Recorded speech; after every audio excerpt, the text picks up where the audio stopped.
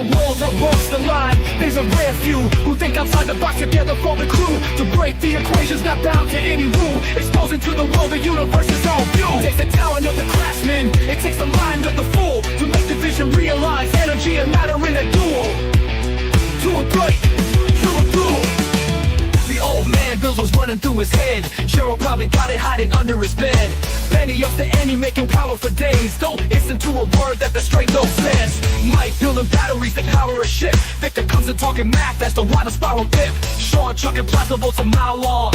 Sheila on the video making tone truck the prongs. Burning, breaking matter, they said it couldn't be done. And to all the people in the chat, I know you're having fun. So it's time to spend your Saturday with the dope big old man Bills. Hey everybody, welcome. My name is Nathan, otherwise known as Old Man Bills. What's up, Joe? Stop to spend your Friday with dope and old man Bills. Yeah. Yeah, it still says Saturday. That's so great. Well, you know, I mean, I know it's come a long way since then. I could easily just go in and get it to change the day, but I don't know. That's just the song, man. Yeah, it is what it is, man. Talk about some aliens today, Joe. What do you think, man? Woo!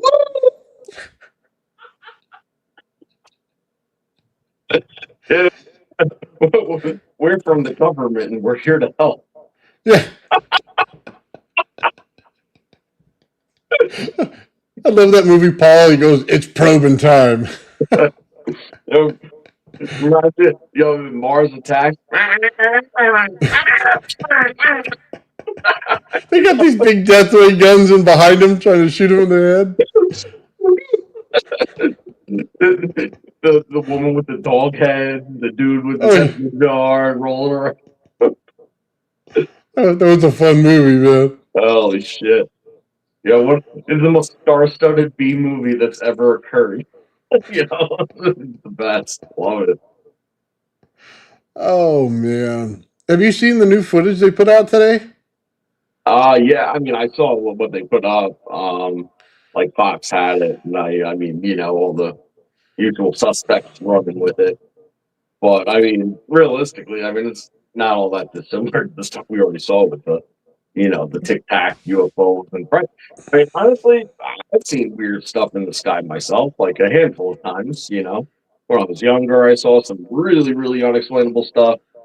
No idea. And in fact, I was with a bunch of friends when we saw it, but like we were smoking weed and stuff. So like we were just like, yo, you know what I mean? And it was like, can you really count those though? I mean, it happened. So I mean, I you know, I wasn't hallucinating for Christ's sake. So it wasn't that good. See, the last time I did that, I was driving in a car and it felt like Star Trek. I was going through warp zone, dude. It hit all at once. You know what I mean? I'm sitting there in the passenger seat and it was all, you know what I mean? Yeah. You know, you've been wanting to see a UFO for a good long time. Oh, well, yeah. Man, I've been hoping for it. I'm praying for it. You know? Are you kidding me? One of them shows up on my lawn, buddy. It's over, dude. We're riding the whole everything. Yeah, I'm waiting for the you know, people to come through the walls and everything else, dude. Yo, I mean, that alien's gonna come out of that ship and he's gonna be like, Nathan, stop focusing on 100 projects at once. Do one thing, and your initial rapid fire configuration is probably the most ass backwards way to do it. And he'd be like, you know that guy that's straight dope? He told you this one time. oh my God. Oh, shout out Darren, brother. Thank you. 5 Old Men Build memberships, man. You're totally awesome. Oh man, you know, Joe, sometimes you got to do things backwards to go forward. I love it. I think it's the best way for you. For me, not for you, but for me. Right. You know, I make fun of it, but I know I'm exactly the same way. Things like I'm like I come up with all these plans, I do and start and blah blah blah, and I'm like, on to the next. Whatever. Oh man, well I get in trouble sometimes. I get knee deep in a project, you know what I mean? And I'm orders and doing this, and they're not coming in time, so I had to start another one at the same time. If I can just get them here a little faster, I guess maybe. But yeah, no All right, excuse, so man. with aliens, hold on, let's talk about this for a Oh second. yeah, let's go for it. All right, isn't it kind of funny that the stuff that people are starting to talk about now, it directly coincides with all of the findings that we have in the experimentation that we do. Oh You yeah, know, either. the, right? Like, I mean, I remember starting to talk about how I believe that, an actual geometric dimensionality exists, and that means phasing exists, and that means like things are very, very, very strange. It's not what it appears to be, and when we started talking about this stuff, like, and yeah, maybe we had a little bit of a different crew at the time and stuff, but like at the end of the day, people were like, extra spatial dimension. No, that's not how it goes. When you go up in dimension, you go down in scale. It's like, I don't know about that. You know, I don't know about that. But um, yeah, What do they? I think that this stuff directly is coinciding with it all, isn't it? What do they say about that? It's just a coincidence that all of a sudden all this stuff starts coming out like this. I'll tell you what, those what's it called, people, the Greers of the world and everybody, man, they're all over this thing like flies on shit right now. They're just stinking it up. That one guy, man, he made a documentary about Bob Lazar, and now he's the most unsufferable piece of shit I've ever seen. And he has that stupid look on his face. Mm-hmm. I'm doing it. I'm showing it. Yeah, you ain't doing shit. We ain't seen it yet. Last Yeah. time we turned around, we saw an egg. Remember the fucking egg? Yeah. They literally put a little wrapping around and picked it up. Fuck, it was a real egg. Mm-hmm. It Yeah. wasn't no UFO. No. Yeah, and right, and when the egg thing came out, I was like, wait a second. It's straight up morph for morph, man. This is like straight out of like 72. Yeah, Like, what the fuck? Like, you gonna back have in the Buck little Rogers tiny and bit of shit. Robin Williams pop out of the thing. Oh Absolutely my ridiculous. god. They should have at least got the good looking lady with him. You know what I mean? Like Buck did. Oh, old school, Yeah. man. Oh, Nanu, yeah. Mork and Nanu Mindy. Nanu. Yeah. I swear when I Oh, saw that thing, that was the first thing that came to mind was Nanu Nanu. How could it not? I mean, I'm not even that old, but even I know about that shit. Come on. dude, that was like the favorite thing to watch back in the day. Yeah. Yeah, I watched a lot of old TV back in the day, man. It's bad. They used to syndicate that stuff and hit reruns all the time. But Oh man, yeah. You know what? I think it's great that they're coming out with the footage and everything, but they're probably just capturing American crafts. To be very honest with you, that's what I think that they're doing because we had this since the 50s. You know what I mean? Back in the day, Germany in the 40s was coming up with this kind of technology, the Glock, the Bell. You know what I mean? big lot. So yeah, they were already all over this, dude. They realized something about the world. You know what I mean? So it's not surprising, but it's a progression of understanding the technology as well. So I don't know about aliens from another universe. You know what I mean? I'd like to think that they're from this solar system, and we haven't, done our due diligence and looking around. I mean, we haven't even. I don't even know if the footage from Mars is right or not, or if they're just driving around Arizona. You know what I mean? It's impossible to tell. Isn't it ironic that all the footage you get, though, looks like it could easily have just been shot somewhere on Earth? I Well, mean, there's yeah. nothing really out of this world about any of it, is there? I mean, so does that go to show the similarity? Or does it go to show that, we're just kind of full of shit in the first place? Like, Well, yeah. I mean, put a camera on Titan. Let's, you know what I mean. Let's see the methane rivers and stuff. That'd be something to see. You brought us to a rocky planet that absolutely just looks like Arizona. That's what we got, and we're drilling into there, and you go, oh my God, there's water in there under the surface. Yeah. Hello, it's a planet. It should have it. I mean, the ignorance sometimes, man. yeah, people don't get it. Everything breaks down into hydrogen and oxygen in the end. Yeah. So, I mean, It's one of the easiest combined things. and that's the irony of the whole the proposition that I proposed from the beginning, which is energy is trying to take matter back to a pure energy state, right?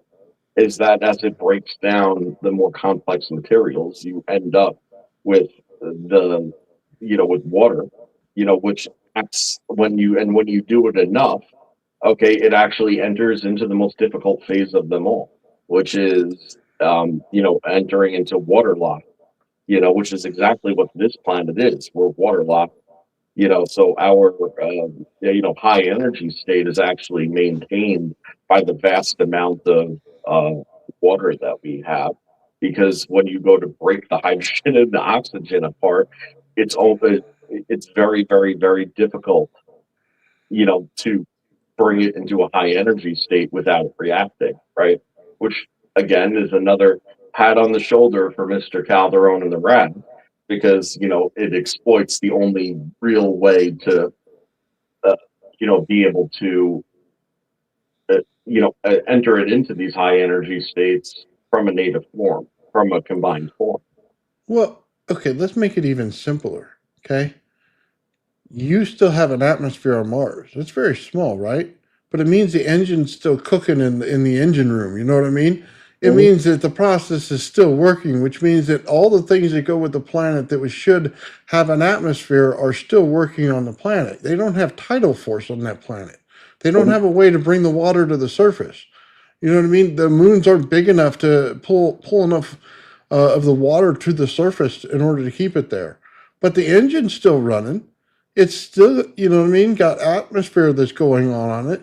So under this surface layer, there should be every process that's going on Earth. I wouldn't be surprised if there's life on there, just because of that simple factor. If you understand that energy builds out from the core in layers, then the outside layer may be thin, but the inner layers are still thick.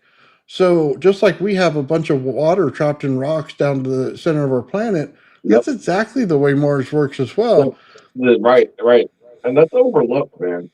That's the book that I always say, hey, if you haven't read it, you ought to read it. Edidorpa, right? In Edidorpa, there's this whole entire huge segment of the book that's dedicated toward water phenomena that is not as it's ever been explained to you. Now, the book was written in 1895, and it was before any of the modern geological, uh, frameworks had really been established, and they still haven't caught up to it. But Well, they gave an experiment that you could do where they spell out the exact experiment. It has to do with salt water and fresh water and mineralized water. Okay, and if you have the three, it creates pressure gradients based on the buoyancies. And depending on what the pressures all look like, you could have weird stuff end up happening with weird results. Like, for instance, if you salt water, okay, it should be more dense than fresh water. So fresh water could actually float above saturated salt water. That makes sense, right? But mhm. what happens when your saturated salt water is so deep and your fresh water beneath it is in a smaller volume? It doesn't mix and it doesn't go through. It goes into a non-diffuse state where it pressurizes the fresh water, and that pressure from the fresh water will find exit somewhere else, under a higher pressure based on the salt water. So it'll Mhm. actually, it'll, so when the water is auto leveling situation doesn't quite work that way because you have all this, the sub crust, water that exists. So they have caves like that in South America that you can go into, and you go into the water, and it's fresh water on the top and it's salt water on the bottom. Where the two oceans meet, they actually will not combine right there. You can see the difference in the water Yep. where it's too much. And I tell people, this world's based on density on each layer, and water proves it perfectly to that point. You know what I mean? The density of the salt water versus the density of the fresh water. and then Right. you. But at the same time, then once you add pressure into the equation, the pressure also has to do with the density. So we think of density as composition based, but it's not solely composition based because some of the density could be due to compression. So it becomes very interesting. And they say that you can't compress water, and that becomes somewhat inherently true, except for the fact that you can compress water. It just exerts that pressure elsewhere, Mhm. and sometimes it can't escape under that pressure. So, like I said, it's interesting stuff. Well, it makes you wonder. Okay, if you had a wobble in the moon or something wrong with it, and for whatever reason that happened, it means that the amount of gravity on the Earth would change. It means that that water would come from below your feet and rise up, just like the Great Flood did, right? Out of nowhere came the water right under your feet. Well, that would coincide with a glitch in the moon or something that go on with your gravity field. Maybe you switch from, your north and south switched. Something like that would cause a momentary pause would cause that event to happen. And the Yeah, water would just rise because of the pressurization that's going on where it's at. Because even in rock, it's pressurized. yep, certainly is. It's majorly pressurized in rock, because the rock is under pressure too of everything above it and Hmm. surrounding it. So even if it's not the strongest material, it just simply doesn't have where to be displaced to in order to fail. It's like being pressed against a solid surface. It could take so much more pressure under that circumstance. So yeah, it's all very interesting stuff, and it Well, becomes relevant. well, that's why the pyramid gets interesting to me, Joe, because if they're bringing in the sky to the earth, right, by having it so high, they put an antenna on the top, they bring in the pressure from the sky and push it down to the ground. Were they removing water? Did they terraform this planet and remove the water level to a certain height? And was it the pyramid turning off that caused the water level to rise again?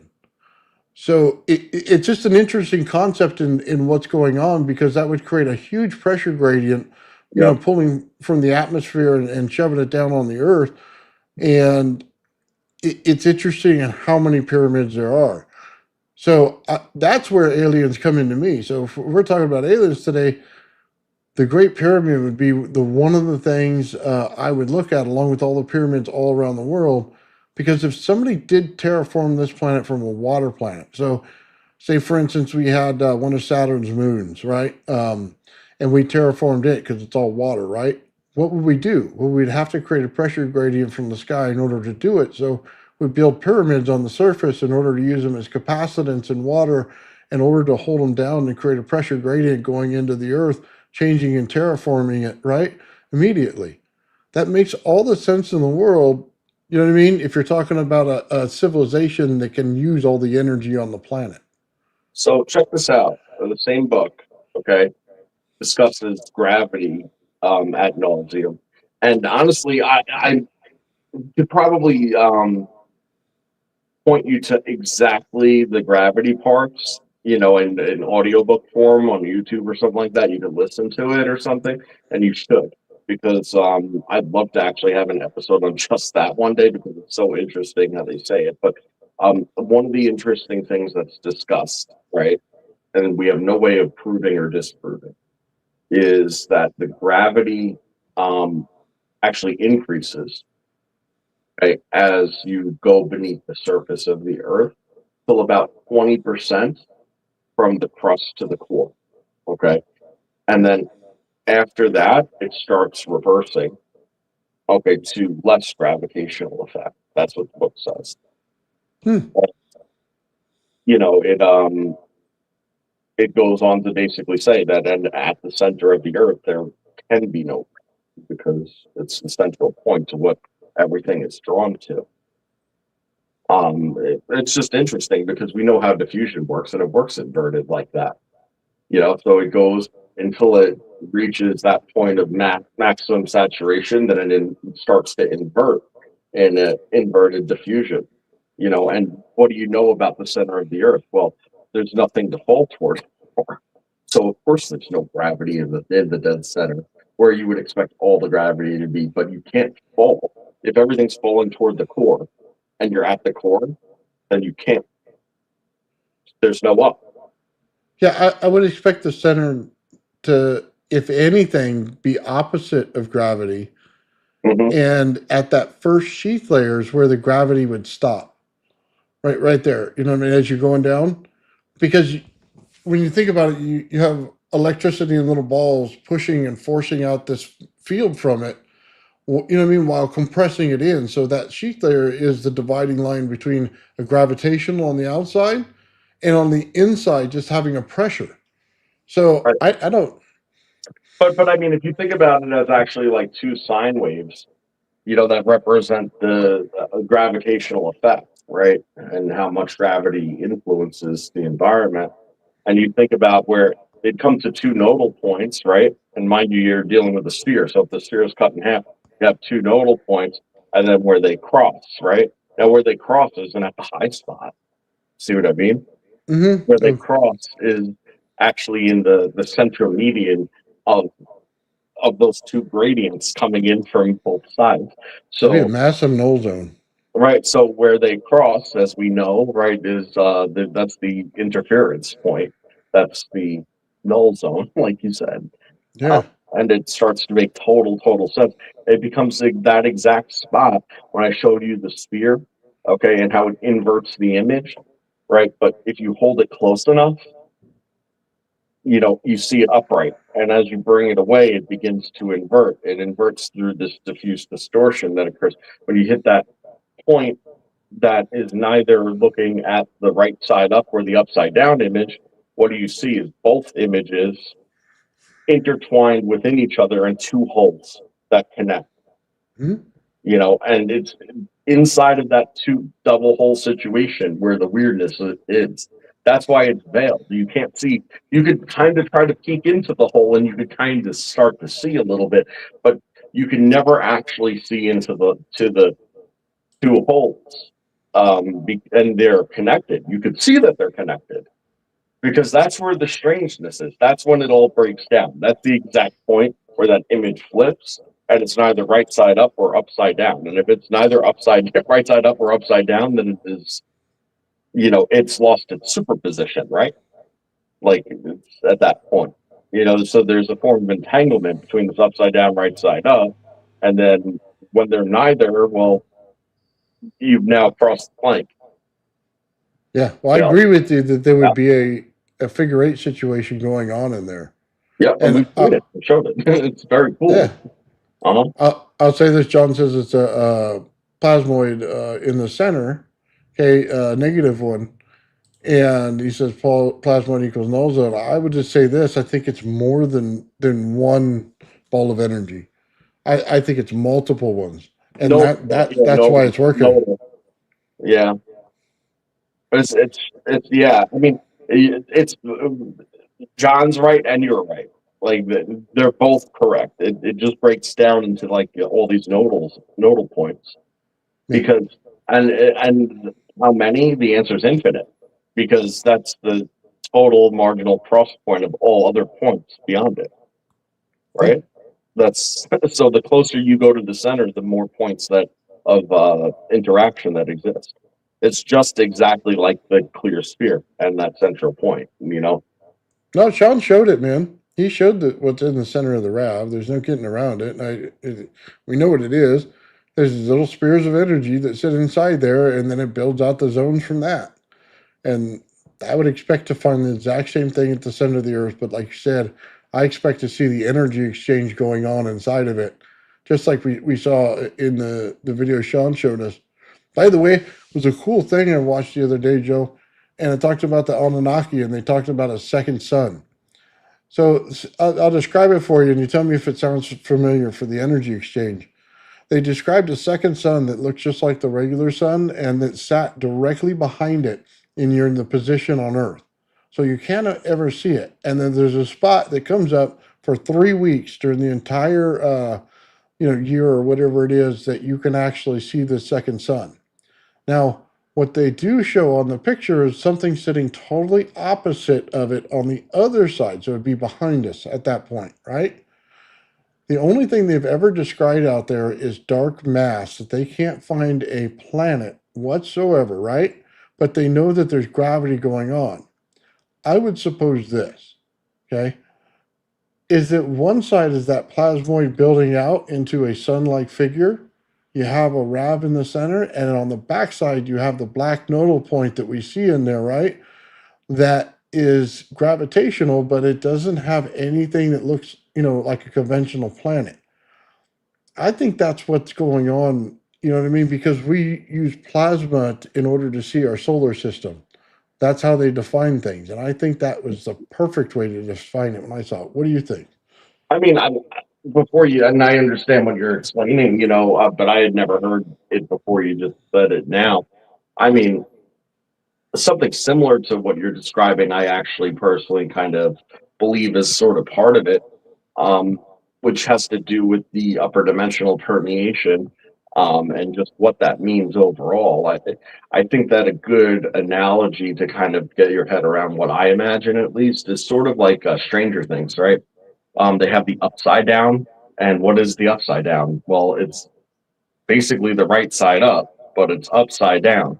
And where it is light, it is dark, and it's sort of an inverted version of reality, so to speak. And I think that something like that is probably not in the way that they show it exactly, but I think that something like that is sort of exactly what exists, for the simple reason of there is no present, right? We experience the world through our senses. Our senses are delayed, and by the time we observe anything, it's already occurred, which means that we're experiencing the past and then reflecting on it all the time. That's all that we're doing. We're like getting hit in the face by the present constantly and never actually existing in it. It's quite fascinating when you think of it that way, right? So what the point of it is that if there's a dimension that permeates us, it actually is exactly like us, but expanded in a way and inverted. Just the same as the optical phenomena invert at focal points. No different. Hmm. You ever Because we are the hear? focal point of that dimension is the point. You see? No, I get it. Yeah. You ever hear of the pianist that he basically wrote, I don't know what they call it, a song or whatever, and it goes back on itself, right? And then they talk about how you could take a piece of paper, right, and get it to always be on the same side while you turn it and flip it back to each other and go back, right? A Mobius strip, you mean? There you go. That's Okay. that's how I think the energy exchange is working. I agree. On one side you're getting one thing, and on the other side you're getting the other. And I say that because when Sean was doing his experiment, he got that black in there. And every time I see that black show up, it has perfect structure, just like you know what I mean, the color of any of the other ones he puts in there. So it was in a form like this, though, Joe. It was crazy because it was going down like this and making a precise pattern, right? It was almost like he's braiding it. You know what I mean? Without the tie of the braid, but just like a swirl all the way down is what it was doing. And you saw the black in there perfectly structured in the same width as the electricity on the other side. One had a color, one was black, Yeah. right? But we knew the black had structure. Then he turns off and gets green out of it. Now, let me just say this about the electricity. So it's kind of weird. If you're out in the cold and you're dealing with a Tesla coil and you put your hand on it, you get blue. Okay, if you get to the cold enough side, then you can get green out of it. Okay, but on the other side of that, you use the wire of the secondary of the Tesla coil, you get a purple, you get a yellow. You know what I mean? You get these other colors that go on in there. You get a white, you get a pink. So on one side of the spectrum, it's like a hot plasma. On the other side of the spectrum, you get a cold plasma. And I say that because you could see clearly the blue in the sky. It's a Now, cold plasma. now here's the thing about green that's special, but and I'm sure we're going to show it, but more particularly the green that Sean got. Okay, and that is very important when we show the green that Sean got. Is that it is exactly in the middle of the light spectrum, not the visible light spectrum. It's in the middle of that, but it's just in the middle of the entire light spectrum that falls within the Planck scale. Okay, and well, why is that? Why is that important? Well, because that represents the present. Okay, that represents the balance between the past and the future. Okay, and it's a very, very difficult wavelength to achieve because this isn't standard green rarefication that we're seeing. When everyone's about to see it now for those who haven't. Although we have so many members now, I'm sure these guys have already probably saw it, but it Well, this really is one's something to behold. yeah, this one's not on there. You can kind of see the green coming into it right now on the top and towards Yeah, the but that's middle. not it though. I think I should pull Sean's picture. There's the green. There it's starting to show up. Yeah, it's going and it's coming from the red spectrum in that side because it's in yellow. Let's see. We'll just play it, and then I'll see if I can't pull the pictures from Sean because he caught it perfectly. I don't know He that I caught it can. perfect. Yeah. I can see the green in it now. Yeah. Oh, I saw a flash of it going. I see it at the top. Uh-huh. But like I said, it's not your standard laser pointer green. And it's not like that yellowish green or, bluish green that we've seen in the past. It's that pure dead center balance of hot and cold. It's really, really incredible. Yeah, pull the picture, man. The suspense is insane. No, it's fine. I'm grabbing it right now. Yeah, yeah. I mean, that's really cool in itself what we're looking at, but yeah.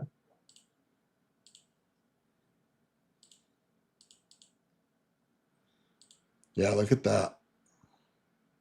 Yep. That's the one. That's And incredible. and here, this is what I was saying. You see the blue shift on the top, see the red shift on the bottom, and then you have your equilibrium zone, the combination of the two. That's a forced neutral state is what it is. It's absolutely astoundingly incredible. He's getting pink in there too. You notice that towards the bottom? Well, the pink is in the red spectrum, and that's your red shifting on one side. And if you look at the top, it's that white, purple, blue color. Mhm. So, it's where it meets in the middle that it's getting this green mostly. Once it balances out. Yeah, look He at did that. get almost the whole tube green, which was crazy. Yeah. Kind of tells you about something about the energy and gas, doesn't it? I mean, we really don't think about it that way, but he's got to be pulling a gas in there in order to get that color. Because we know O3 comes out and it's usually purple. You know what I mean? And then now he's shifting it. So I don't know that he's getting more than O3, but he's definitely changing the color. Yeah, these are, and obviously the element, of the gas matters as far as the coloration. No dispute there. But this also has to do with frequency banding of beat frequencies. So, that's just as much of a deciding factor in the color in these circumstances as the standard, this gas tube lights up this color, that gas tube lights up that color, It's and you don't need to mix and match the gases to get the variation. You just need to have the frequencies interact in a certain way that throws other zones into beat frequency. Here you go. John says, okay, oxygen glows green when ionized, and hydrogen glows blue and purple. Mm-hmm. That is Interesting. true. So it's telling you that electricity when confined in an area because he's confining it with the glass and creating some kind of pressure gradient there, that you're getting gases out of electricity, which we already knew from the O3, but it's more interesting when you get other gases out of it because now we can go from a light state to an energy state to a gas state, you know what I mean, to a plasma state. Things like that make a big difference when you're doing conversions is very important, man. Well, It defines that we are children of light. You know what I mean? That whole saying of that's what we are. Well, yeah, that's what we start out and build out to be. You know what I mean? From that very state. I don't disagree with that at all. I mean, Aaron did say something good though. He said, doesn't nickel off gassing make a green plasma? I mean, the truth is, I don't know definitely, but nickel does run in that green band. That's why when you see oxidation in nickel, which is not that easy to do just generally, but through electrolysis, it's not that hard, which is happening, and it's green. So that does make sense. That it does naturally fall into that band. So that could be. And I know Sean is using a nickel stainless for the anode generally. I can't say specifically here, but that's usually what he's using. Gotcha, because he has like the chrome look on it, right? Mm-hmm. Yeah, that's right. Yeah, it's like nickel plated steel. Yeah. Yeah. Sorry, I'm right there with you. Right on 84. Yeah, we always were in that position right now, but we're working today. Oh man, so interesting what Sean comes up with, man. It's so beautiful. That green something else. He wasn't expecting that one to show up. No, not at all. And like I said, that's a hyper specific green. That's not something we've really seen too much before. Even when it was banding through all the colors, it's just such a specific color. My favorite thing still about it is the structured black. And you can see it right in there when you watch these things. Oh, yeah. There's a video on this one. Maybe I pulled the wrong one.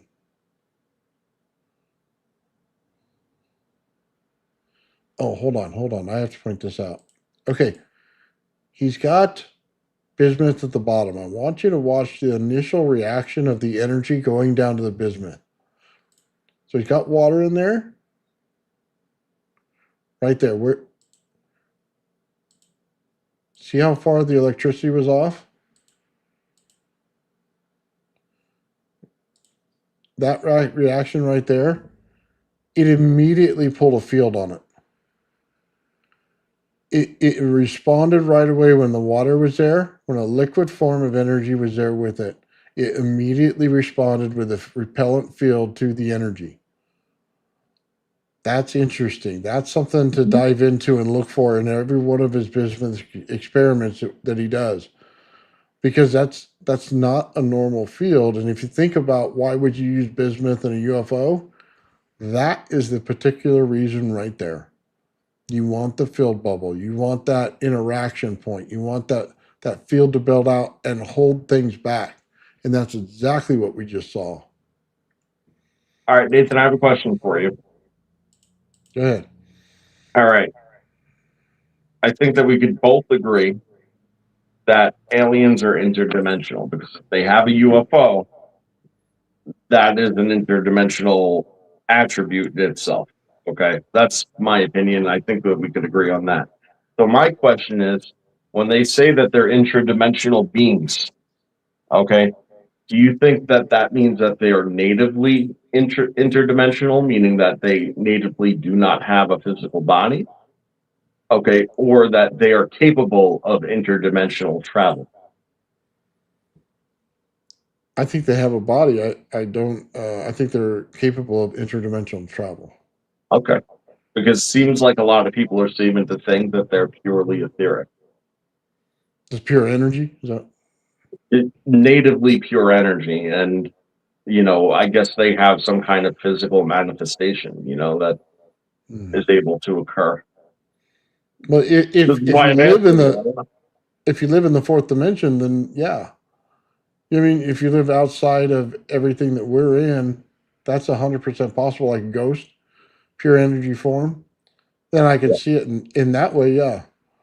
Now, I tend to agree with what John said, which we are both plasma beings. You know, we're plasma beings too. And I 100% agree with that. The thing that I find unusual, okay, and this is something I heard way before, um, they ever started talking about any of this stuff being real, okay.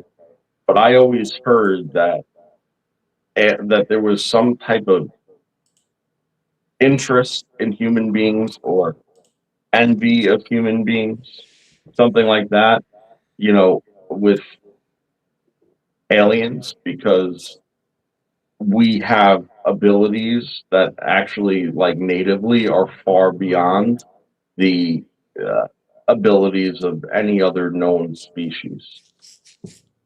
And it's the thing about it being that we let it go to squander. We're totally unaware of it, you know. But they're aware of it, and I think it comes from like this, it's somewhat like John saying, like there's a physicality to us. We have like a physical reality, that our spirit is bound to, so to speak. So are you saying that they're in a different dimension and that they envy the dimension we're in? No, they envy us as entities. That's what I've heard.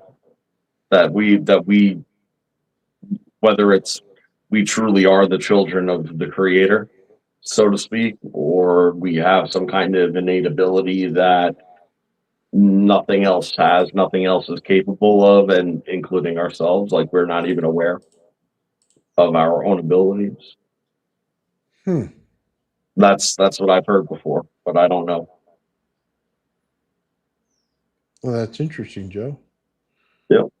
You wouldn't think they envy us if they live longer, can go around, space everywhere and do everything. But I mean, there must Well, be a higher well, quality to our body than we know. that's the point. There's some kind of higher quality to our being, whether it might not be our physicality, it may very well be our energetic self, right? So we might be very, very high level energetic beings, like the likes of which are just uncontested and unseen anywhere else. But we have this you know body connection situation that goes on, like that maybe hinders us from realizing the full potential.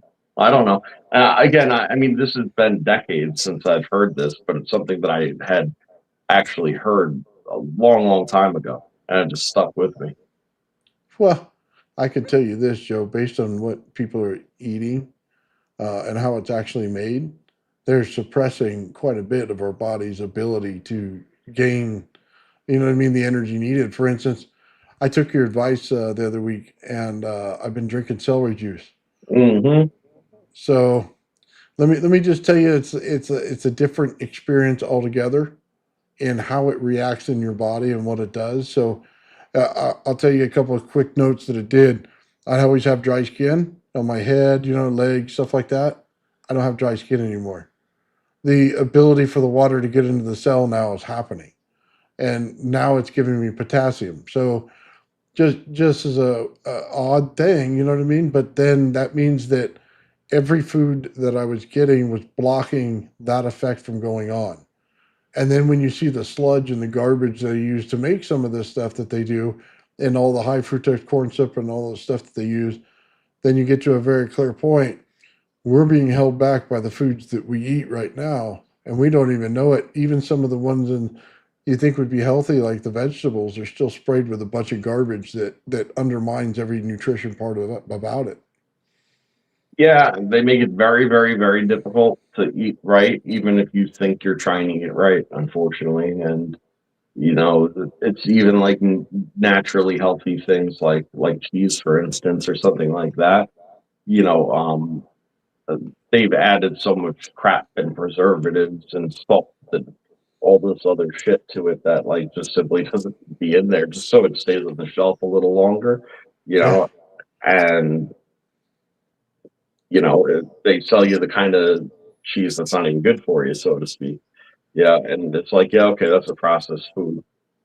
But Well, even when that's you go it. to vegetables, it's all GMO, it's all pesticides, and unless if you're doing your own thing, you really don't know what you're getting. Yeah. I found one thing. We got rolls from the local bakery, right? And every 3 days to 4 days, they would go out. So if you didn't use them in that time, they'd be moldy. I have hot dog buns that have been in there for 4 months and they still haven't gotten moldy. Yep, I know. Yep, they put mold inhibitors in it, and every kind of inhibitor that you know of, and they put a lot of oil instead of water, right? Yeah. And the reason for that is because, well, the oil doesn't evaporate out and get dry and stale and crusty, so it stays squishy for longer. It's Yeah. like, but it's funny because that's the bread that we've become accustomed to, right? So if it's not that springy, squishy bread 3 days later, you kind of sit there and say to yourself, like, man, this is kind of garbage. But No, I'm there with you. I get it. right, you get into the good bread, and it's like, man, I need a glass of water, like right Yeah. now, with some more butter on this. Oh my God, dude. I'm not allowed to have margarine anymore, Joe. So my Oh, wife has this that's butter. real bad for you, Nathan. Jesus. Okay. Just just so you know, so I put this butter on there and it doesn't melt. It literally, you have to microwave it to melt it onto the toast that you just made. Oh yeah. And she goes, "No, it's better for you. It's better for you." I go, "I don't feel that it's better for you." You know what I There's mean? nothing better for you than butter. Like butter is what you're supposed to have. No, I understand. I'm just saying it doesn't act like butter used to, or I guess No. margarine would. Oh man, margarine. I mean, for the longest time, and I don't know if they even do this anymore, but they made it out of hydrogenated oil, and like hydrogenated oil is so bad for you. So, like the fact that we did that for so long and just like thought nothing of it is, out of control. But they did it all for efficiency, just so they could get as much oil out of the given. Yeah, I mean, how much canola seed do you think you need to be able to buy an entire jug of friggin' canola oil to enough to fry a fucking turkey in? Like seriously, you know what I mean? Like, how many seeds is that? There's a lot of seeds, man. Well, see, that's the thing. They tell you about all these oils. You're not supposed to have them, and you're thinking, "Oh man, I can't have fried chicken. I can't, you know what I mean? Fry my stuff." And here it is in your bread and in your butter, and you're just going. It's like pointless after a while when you start looking around. And then they tell you they gas all your grapes, they gas all your bananas. You know what I mean? In order to give them a different color, they take baby carrots and they bleach them.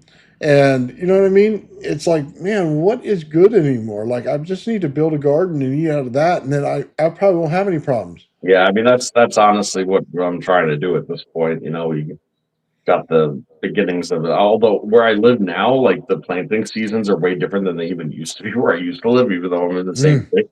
It is so cold here that like I mean the planting season hasn't even like if I put something in the ground, like it's not gonna be doing too good right now. So like we got them all sprouted and ready to go in the ground, and I'm just waiting for like the day when maybe frost stops happening. But You need to create a geothermal effect, so you need to get down into the ground. You know what I mean? yeah, Like several pretty feet much. under it. Yeah. Yeah. Run a But backhoe for the day. we started doing the chicken thing, and I like chickens. Chickens are cool. I used to have a chicken coop when I was a kid. Yeah, chickens are cool, and I've grown a liking for them. It's One like rooster. so far it seems because there's still chicks growing, so it looks like one rooster. You know, nice, nice big cock. Oh, Joe's getting a black one. We know. Oh, it was a black and white in Milan. Oh, it's so great. Oh, I remember that dude as a kid go out there picking up all the eggs and stuff like that. You know what I mean? Before it got too far. Eggs taste different there than they did in the store all I the time. Yep. We got it. We got a nice little thing with them, and that'll be cool. And if it goes good and see what it does, then I'll just buy some plain ones that I don't care about, and then they'll become like chicken nuggets and such. So I don't really want to lob these ones because I, I kind of dude, like them. chicken nuggets have like 2% chicken in them, bro. They're not chicken nuggets. No, it's They're, like they're they're corn nuggets. anything but chicken in the Yeah, nugget. yeah, right. They're like right instead of it being like breaded chicken, it's like chicken bread. I don't know, like the other way. Like if you put like a little bit of chicken on the outside of it's like cornstarch chicken nugget. There's not even chocolate in the candy bars we eat anymore. It's No, it's it's ridiculous. that's out of hand. No wonder the aliens are like, listen, guys, you guys are a little out of control. Okay, you, Yeah, just hurry up. Tell them that 3/4 of the population got to die, and we're gonna fix your society, or whatever they're gonna say, because something's coming, man. Like, sorry, I hate to say it. I've smelled this line of bullshit before. Like last time I smelled this line of bullshit, we were all locked in our houses for fucking 2 years. oh yeah, yeah. Yeah. Look, man, I don't think they're ever going to show us aliens, even if we have them, because too many people will freak out. The non-player persons, those people will start freaking out, or the blue-haired people, they just lose their minds. And you think they'd be the ones, playing the video games at Right. homes Aren't and these be the all ones into that's it. like, oh, accept everything. Everything is, Yeah, like protect this, protect that. Right. Those are the people that would lose their minds, wouldn't it? yeah, But they would. yeah. They'd be protesting the Area 51 again. I mean, Yeah. Wait until they find out that by consent they meant like, oh no, their world permeates ours and they're totally aware of all of us and our beings at all times. yeah, It's like, oh, even when even when you. yeah, so In funny. fact, especially when you. Well, if they're in a light and they're interdimensional, think about it this way: Bigfoot, when he disappears, what does he do? He goes to an interdimension, right? So he changes the light and how it absorbs to him, and then he can interact with the same planet, different world. You know what I mean? By saying that, I don't mean it's a total different. I Right. mean It's it's the same world, just but slightly out of phase. Just slightly out yeah, of phase with it's here and it's pretty much now. It's just slightly out of phase with yeah. our vibrational state of sensory perception. Which Because would you got make to remember, this is where science fucks up the biggest, and is they're so caught up in our sensory perception and what our dimensional limitations are and the measurements within our dimensional limitations that by not exploring outside of that box, they will never find what they're looking for. And that's been the problem all along. And it's yeah. something I say all the time, but maybe not in those exact words. But that's the Mhm. point. They're just looking within our sensory threshold of human beings and then the sensory threshold of our instrumentation, all of which is confined dimensionally to the plank scale. Well, I want to say this. Why would they like to know when nuclear weapons are going off on our planet? If they were simply in a different dimension on our planet, then every nuclear weapon affects them the same as it affects us. So when you're blowing up cities here, you're taking care of stuff over there too. So Right. If it has that time dilation effect and it goes into the highest of frequency bands, they're like, oh, what did they do? What did they do? Right. We blew up Hiroshima, but we also blew up alien Hiroshima too. yeah, little green men were pissed. Be like, right. These dickheads, they nuked our city. Right? The pissed. Exactly. It's like nobody ever thinks about stuff like this. Oh, It's ridiculous. oh man. Well, that would be like the perfect cover right there, which would make complete sense if you think that as human beings we have a choice to either ascend or we go to the other side, which means we change in the dimension that they're in. Or That would another, be or another frequency band altogether. Which yeah, it could be. and that could be the state of envy. They could be stuck. And like I've said before, I think that the fourth dimension is really just it's actually a lot simpler than the upper dimensions, because the way that dimensionality works, like you think about it, is like it's easy to picture this, right? If you start from lower dimensions, right? So you have a point, which is just a piece of something, and then 2 points, right? And then all of a sudden you can connect the line. Okay. The idea here being that the points are very important, right? Without the multiplication of the points, there's nothing. But the line really isn't that important. The line is just the connecting thing. So it's like a phase transition, right? And I think that the fourth dimension is really just the phase transition. So we talk about torsion, right? And I think 4D itself is actually just like the pressure that is exerted upon us. Like it permeates us and exerted upon us. We're the pressure on it, right? But then beyond that is the higher dimensionality of it, right? And it makes sense if you think about this, because if you know anything about what a 4D object would be, right? It's a 3D object, that is both, right side out and inside out simultaneously, which is that is the motion, okay, that creates the passage of time, okay. And if you have all these 3D objects that are in phase, right, connected by this tension, then you have an interactive playground of three-dimensional objects in experiencing time and motion and space. So it's only this pressure gradient, but what's actually beyond that is the next dimension, which is the next structural dimension. Okay, see, where 3D is a structural dimension, 2D is a semi-structural, dimension, and 1D is not really a structural dimension. Nor is, one and 2D. I'm sorry, are really not structural dimensions. 3D is. 4D is not. So every handful of dimensions, you have structural dimensions. Where like new geometries actually emerge entirely, whereas the fourth dimension is really just a derivative of the third dimension. Well, I don't know if that makes total sense to you, but well, it does, but it goes back to how light becomes matter, right? If you think that we're the matter in the situation, right? But before that, we were the light in the situation. It makes sense that there's a dimension where the light's dominant versus the matter's dominant. Just like we find that the water's dominant versus the gas atmosphere that's dominant. Then you get to the space, atmosphere, which is dominant.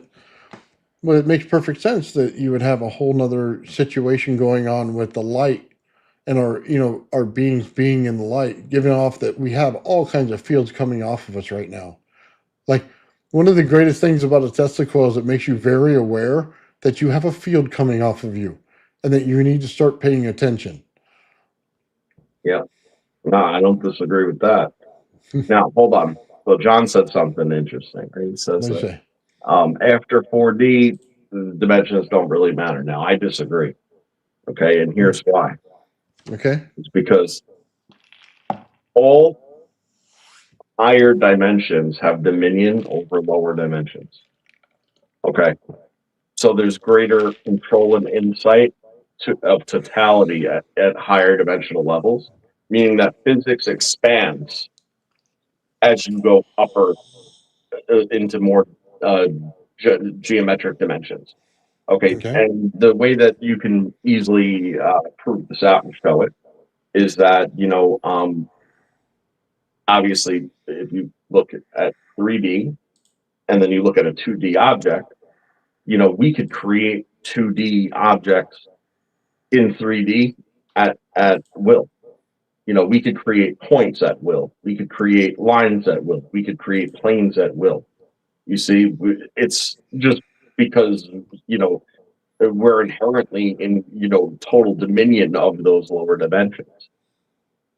And that's important because, that means that technically as, 5D playing the role, because realistically we're not in, we're 3D objects with experiencing this through for like a 4D. We're in 4D experiencing it three-dimensionally. Okay. Hmm. Because that's where the time kicks in. So we're realistically permeated by the fourth dimension. We're fourth dimension. So stuff above us has dominion over us. So once you exit beyond, you pierce the fourth dimension, you cross over the fourth dimension to the fifth. Okay. From our perspective. And then next thing you know, you have a situation where you could actually create 3D because you have full dominion over that um, that dimensional reality. So, I mean, I don't see the ability of creating at will 3D, objects like situations, scenarios, events, and have actual real influence of three dimensions. I don't see that as being useless. You know, sorry, Joe, I got something freaking me out in my head right now. Okay. If you were energy, right, then there would be no stopping your thoughts from going to everyone else. It would be one shared thought. Mhm. So we have individual thought. They wouldn't have individual thought because energy mixes everywhere. It's why Well, resonance. Okay, hold on. Just think about this. It's why resonance works in our atmosphere because we're pulling on the energy in between the gas, right? And we get that thread of energy and it resonates and it moves the gas around, but then it goes to a different area and resonates and moves the gas around. It's interconnected why we don't see a connection because of the energy. But that means that communication between you and I, if we're in the same room, if we set our bodies to the same frequency, we'd be able to communicate without any voices whatsoever. You know what I mean? The emotion, you know what I mean? How you think about things. Maybe not the exact words, but we'd be able to understand each other perfectly fine. I agree with that. And, I mean, I think that maybe this is where a little disagreement possibly with the chat's going to go on, and that's okay. Disagreement is sort of like I'm willing to listen to that too and just consider that against what I think. But, I think what you said is absolutely correct. Where there's this still state of like at like fifth dimensional level, there's still a state of individuality. Hmm. Um, but at the same time, there's also uh definitely the ability of like telepathy, you know, absolutely with lower dimensional, okay, but also probably intra dimensional as well, amongst others. Like, there would probably just be uh thought pattern gesture that would automatically be fully understood. There would be no misunderstanding. It would Hmm. be full immersion of that like empathetic emotional empathetic uh, experience of other people's thoughts, and they would be far reaching as like far as like any. So it's not. So the minds are still separate at that point, I think. But there is exactly that interconnectedness where that communication is at at will and effortless and without any physical action, any real action. Um, and then as you go further and further, I think that consciousness starts to break up and accumulate, you know, Hmm. into a more whole. So when you start to get to the top levels, you kind of end up going through archetype type levels where it's like more angels or entities that have certain specific characteristics, all of which were probably made of certain portions of. So as you kind of push up, it consolidates to less and less um, individuality of the minds, until you end up in the all of it, being kind of like the God mind, you know. Well, okay, so when we talk about Akashic records and stuff like that, right? Mhm. And you want to get in there and learn something from the Akashic records. What do they tell you? They tell you to relax, to meditate, right? Turn off a lot of your senses. The sense that comes back to you is if things are right and if you're in the right flow. as you're thinking about these things, are they right? Are they not? Are they flowing together? You know what I mean? You don't get a lot of controversy in your head when it comes up and you start doing this, right? You get into a state where you can understand the process. It's not harsh. It's not a hard learning thing. It's easy flow. You know what I mean? And that's what I think the key is here. We're entering into the state of the hive mind that is the energy state, right? So we're now communicating with it and we're flowing with it. And you can't do it if you're going against it. If your mind's not in sync with it, if you're having too much trouble emotionally to get into it, you'll never be there, right? But when you are, it's like floating. You're just in there and at peace. And then you can pull all the information instantly. I agree, and that's it's one of these gnosis type things too. Like if you are unaware of its existence, you will not be able to have access to it. It's something that like you need to have understood existed and then have accepted as the reality in order to experience to then know. And then once you have that experience of knowing, then at that point the neural pathway connections are kind of conditioned and set to be able to allow for that access point to occur. That's my personal belief on the subject. Again, all this stuff highly speculative, and but how does this ties into the alien stuff that we're discussing? a hundred Oh, percent, yeah. 100%, because this is exactly what the interdimensional being situation is. They're just maybe if that's what they're proposing is going on, and that's the case, you want to buy that bill of goods or whatever. You know, that all that really means is that they have a native sensory set that's tuned to that higher dimensional space. Okay, so their senses are able to natively be able to fully immerse and experience that the same as we are here. Okay, see, human beings are realistically even the most skilled human beings, and being able to reach those high states of consciousness and so on that may have access to those similar realms or same realms, right? That's not our native sense, right? We need to be able to channel our higher self and literally remove ourselves from here and then depend on, that to be able to report something to us, that is tangible in this reality, which tends to be hard. And that's why actually a lot of times I have a hard time and I struggle and I use word salads and stuff is because it's not that I don't know the words, it's that I have this understanding of something that like I've never expressed before, and it's not something so common that you could just pull the words out of thin air about, like when you're trying to talk about it. Yeah, and that's why I end up stumbling around so much sometimes when I talk about these things. It's Yeah, just simply not easy, I get it. but even though you fully like in myself, like I can fully understand it, Yeah, what are you gonna do? Well, let me just say this, okay? Because this is kind of the way frequency works. We have 50 hertz and we don't think much about it, right? You go, okay, well, we run everything on our house on it, we run the power lines on it. But what is it doing to the environment? Well, it's dulling any other frequency from coming through. And I don't mean that in radio and stuff like that. I mean that it's a consistent suppressing energy field that's going on. So when you want to resonate your body, think about it this way. If you go out into the middle of the forest, it's easier. If you're out by a spring, it's easier. Sit in the city, it's almost impossible.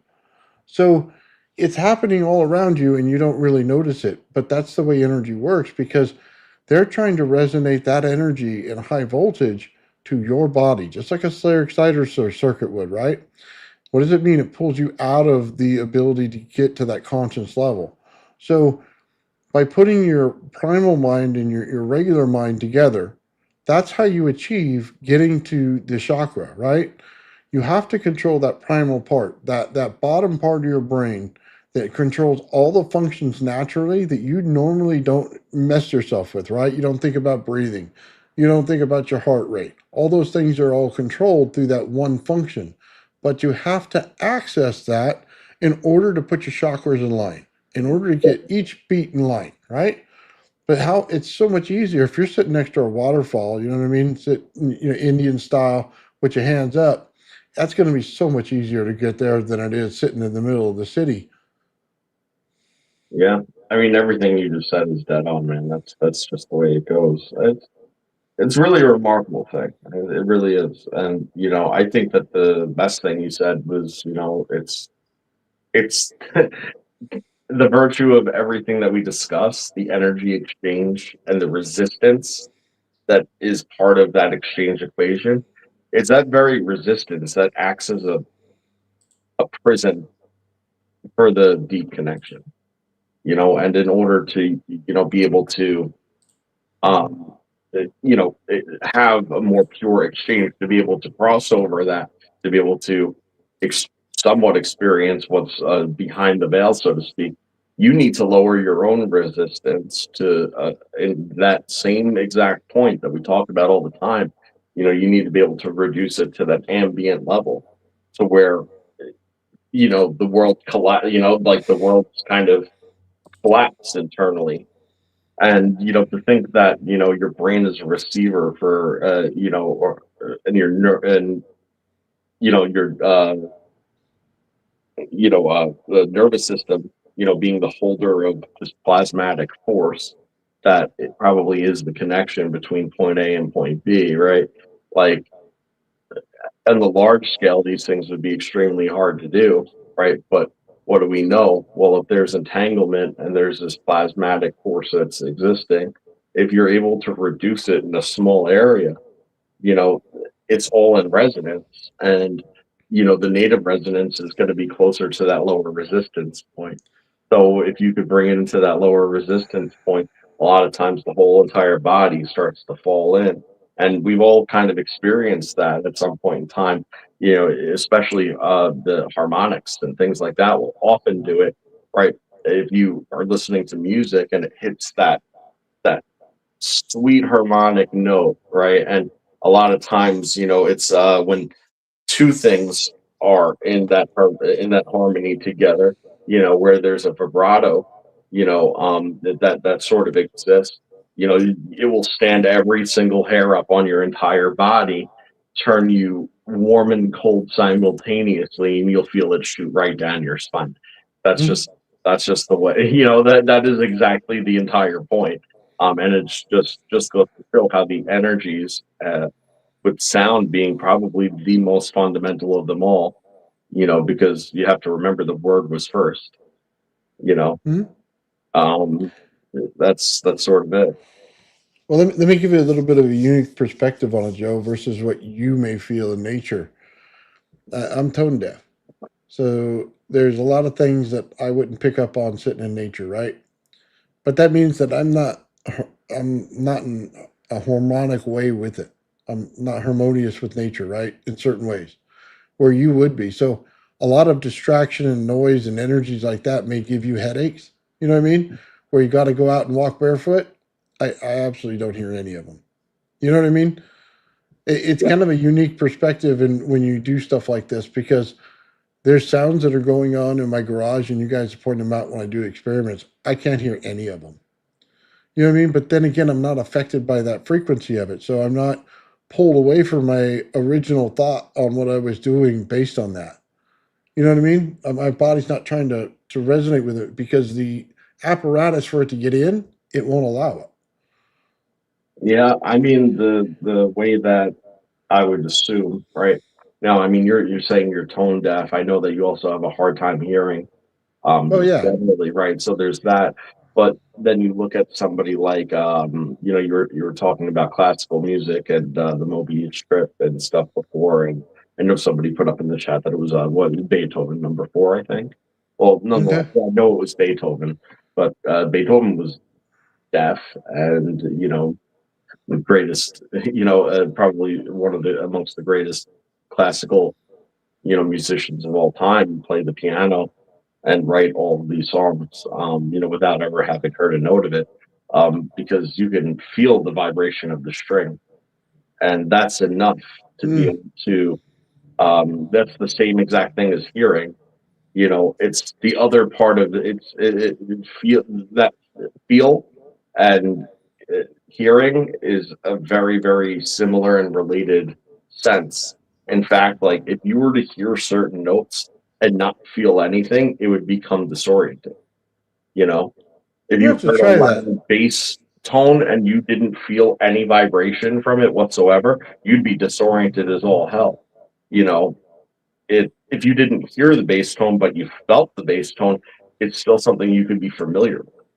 You know, and Really? yeah, absolutely. I Yeah, when you didn't listen know to that. music, I if just you thought I'd don't feel in the feel it, speaker. yeah, you need to play shit loud, man. You know, play it loud, or like Beethoven, right? He's striking a key that's that's pushing a hammer that's striking a chord. You know, that's tuned, and all that feedback, all the dampening of it goes right back to the finger, Hmm. and it goes right back to the hand. You know, right back to the chair you're sitting on. You know, or it goes right back to the foot pedal that your foot's sitting on. So you have multiple points of um, vibrational contact. So Interesting.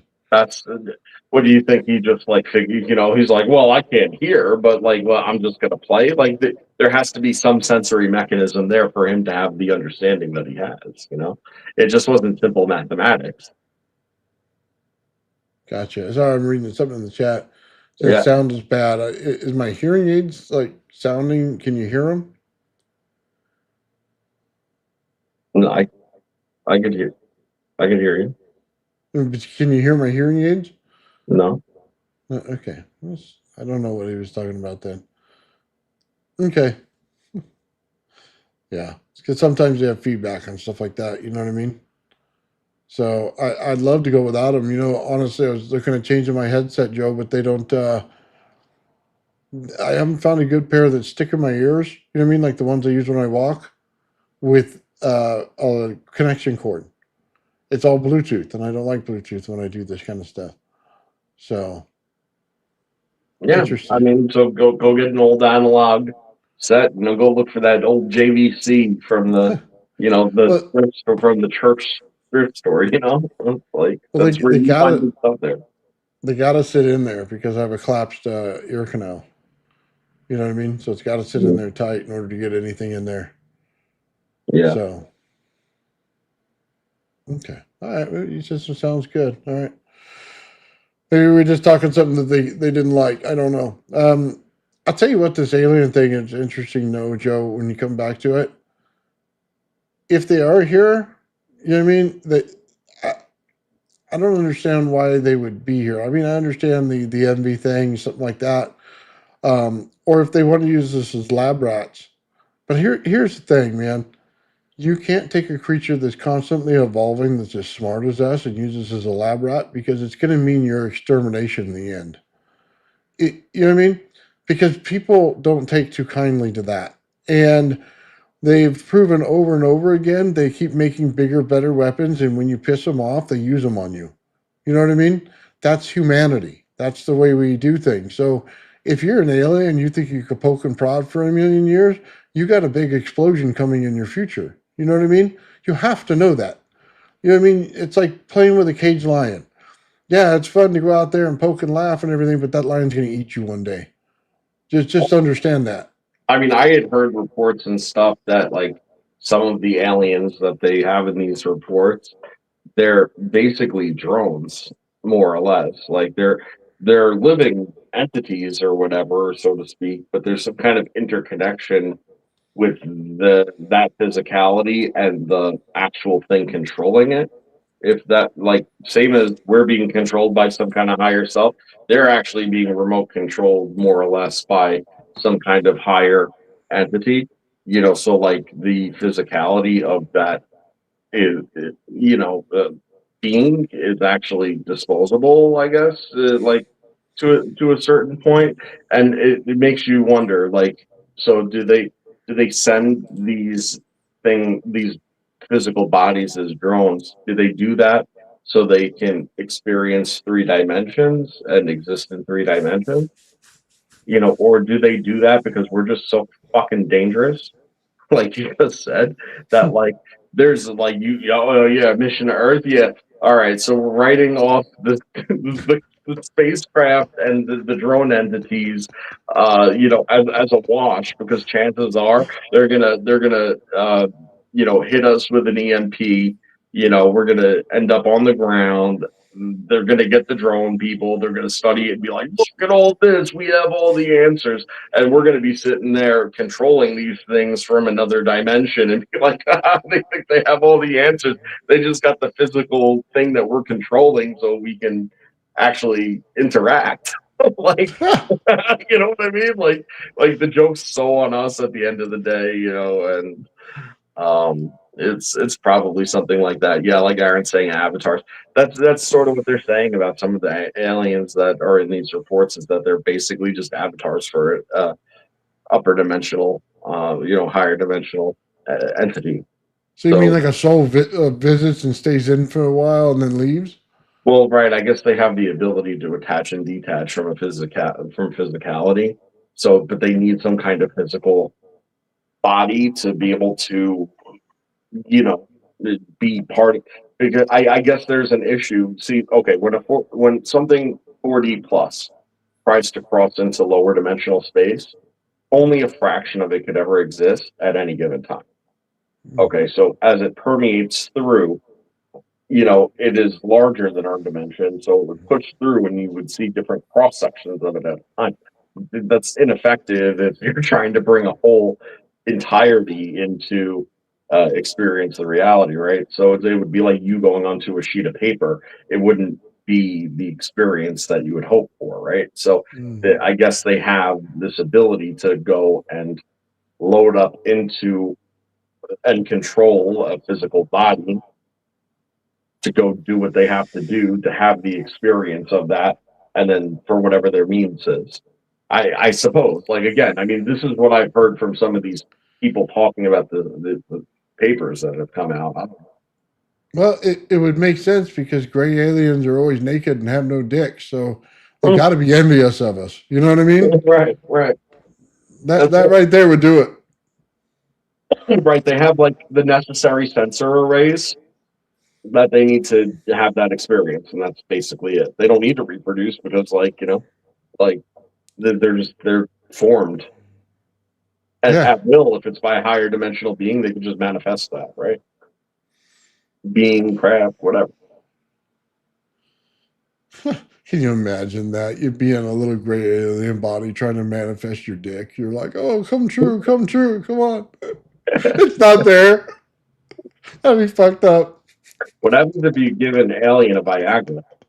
It's like his nipples will get hard. That's the only thing they can get there. His forehead grows. Like, I mean, what happened? His eyes get dilated in his head, man. Like he just got some shrooms. His fingers start pulsing. Like, my fingers, they're so stiff. He's glowing finger. It's all excited. It ends up just raising their blood pressure so high that they explode. It's like giving them Mentos. These humans are robust. You know what I mean? It's like feeding Pinch's Mentos. We're out there giving the Grays, Viagra. Here you go. Right. Well, I mean, could you imagine, like the gray alien, he gets tied up into this Earth shit. Next thing you know, he's fucking, railing fucking lines of coke and getting all wrecked. You know what I mean? He catches himself like a nasty Adderall addiction, or oh my god, he'd be like, he's all tweaking out and stuff, like trying to fix a spacecraft at like fucking 3:30 in the morning, like, man, I know I'll fix it. Just like he goes and starts like stealing parts off of cars to fucking fix spacecraft. You know what I mean? Like, oh my god, he just ends up in like some like swamp like shack in Florida, and like nobody even questions it. Dude, that would explain a lot of human behavior, to be honest with you, Joe. I'm telling you, man. They come here for the experience only.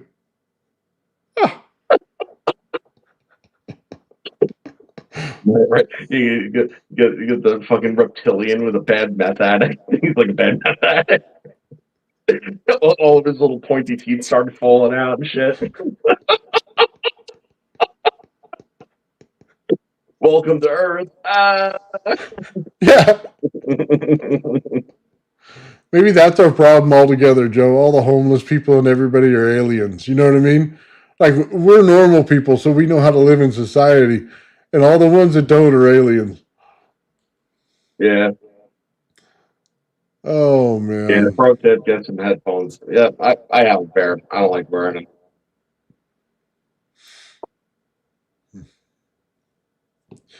Oh, man. Gray I aliens. should get a microphone is what I should get, but nonetheless, sorry, digress. Why can't they have the aliens that show up in the VW bus and cheerleader outfits? I mean, come on now. At least that would be fun for aliens. That'd be like, oh, alien disclosure. By the way, they're all hot cheerleaders coming out of this VW bus. You'd be like, well, I think aliens would be great for society. I mean, straight up, man, according to the Bible, I think that we're the preferred species for that sort of thing. I don't think we're chasing them around looking for that. I think that we're the ones that they, got what they want, like we were well designed, you know. Well, yeah, we still have our junk. The gray aliens don't. We're Aaron, designed. Aaron, the type of alien, the thick whites. Thick whites. Right. Right, them pog bitches. Oh my god. That's hilarious.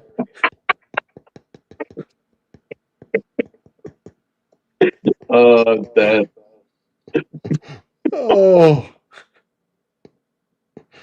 Oh my god, dude.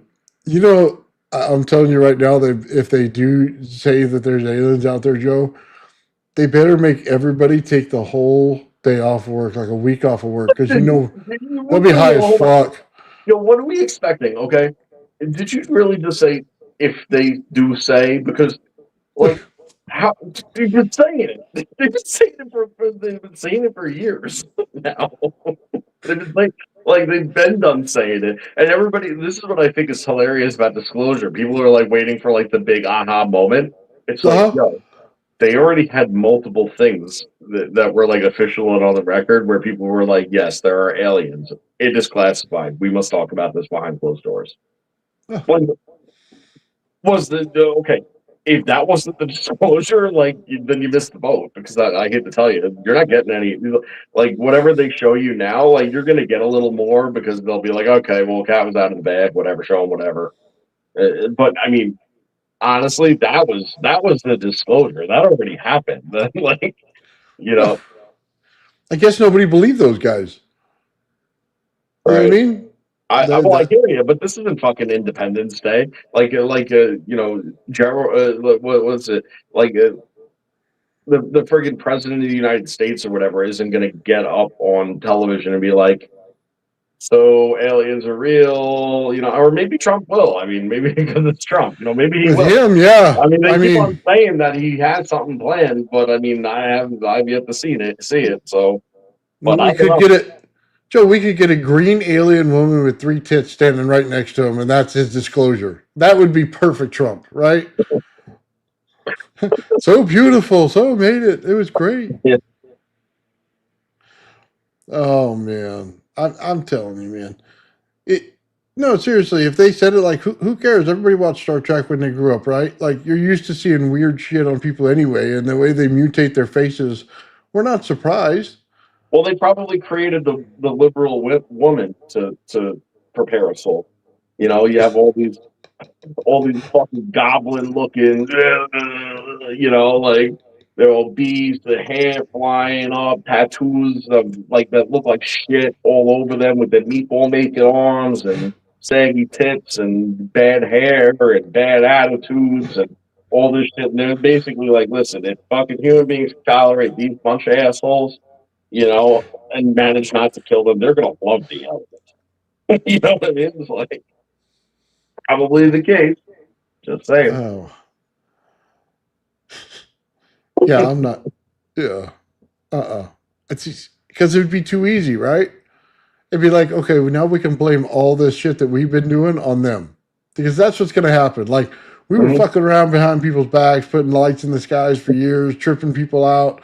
You know what I mean? Now we can blame it on them. The aliens are gonna go back to their planet and be like, "Yo, the humans, they're a bunch of scapegoating, gaslighting sons of bitches." You know what I mean? Like anything they could blame on you, anything they can make you feel bad about, anything that they get to their point the finger, they're gonna do, even when it's super clearly their fault. Remember when they nuked us back in '45?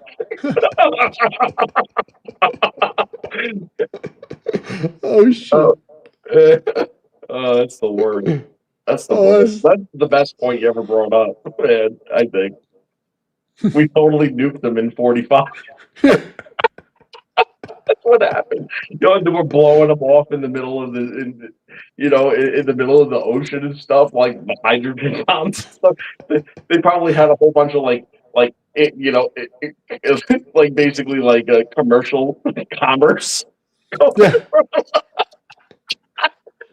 They're all pissed off that they're not going to get their Tamagotchis or whatever the hell. You know what I mean?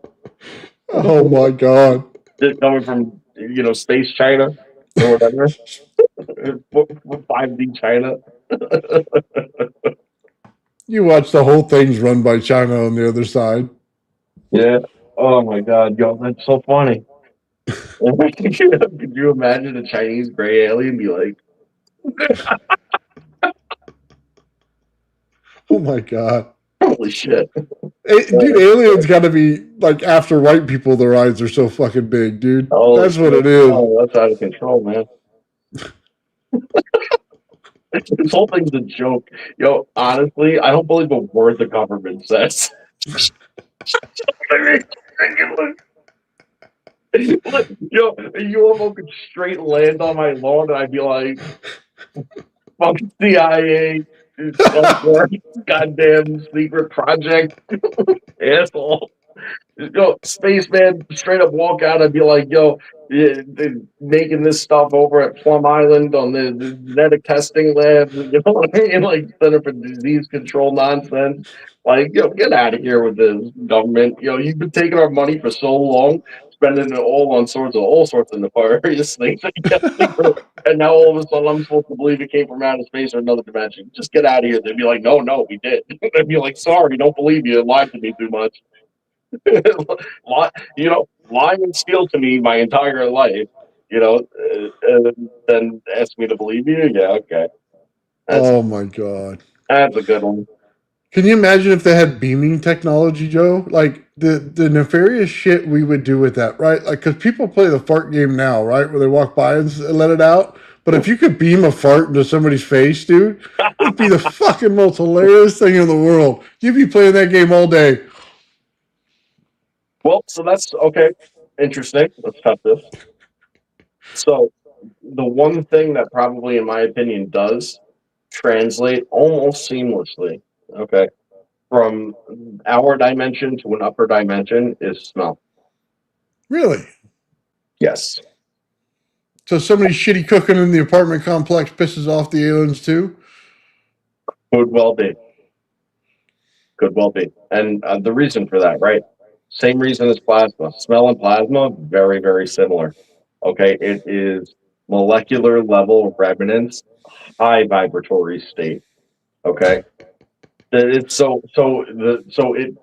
it's in a phase transition. So it's probably here and there and, permeating through. And that's probably also the reason why like smell also has such recognition in your mind. Like you will smell certain things that will immediately put you in certain frames of mind, certain memories, certain this and that, because it's such a direct connection to your consciousness, Hmm. which is, in my opinion, again, it's on a higher plane. So that really makes sense why. So yeah, I think smell is probably the most pure thing, along with sound. sound and smell.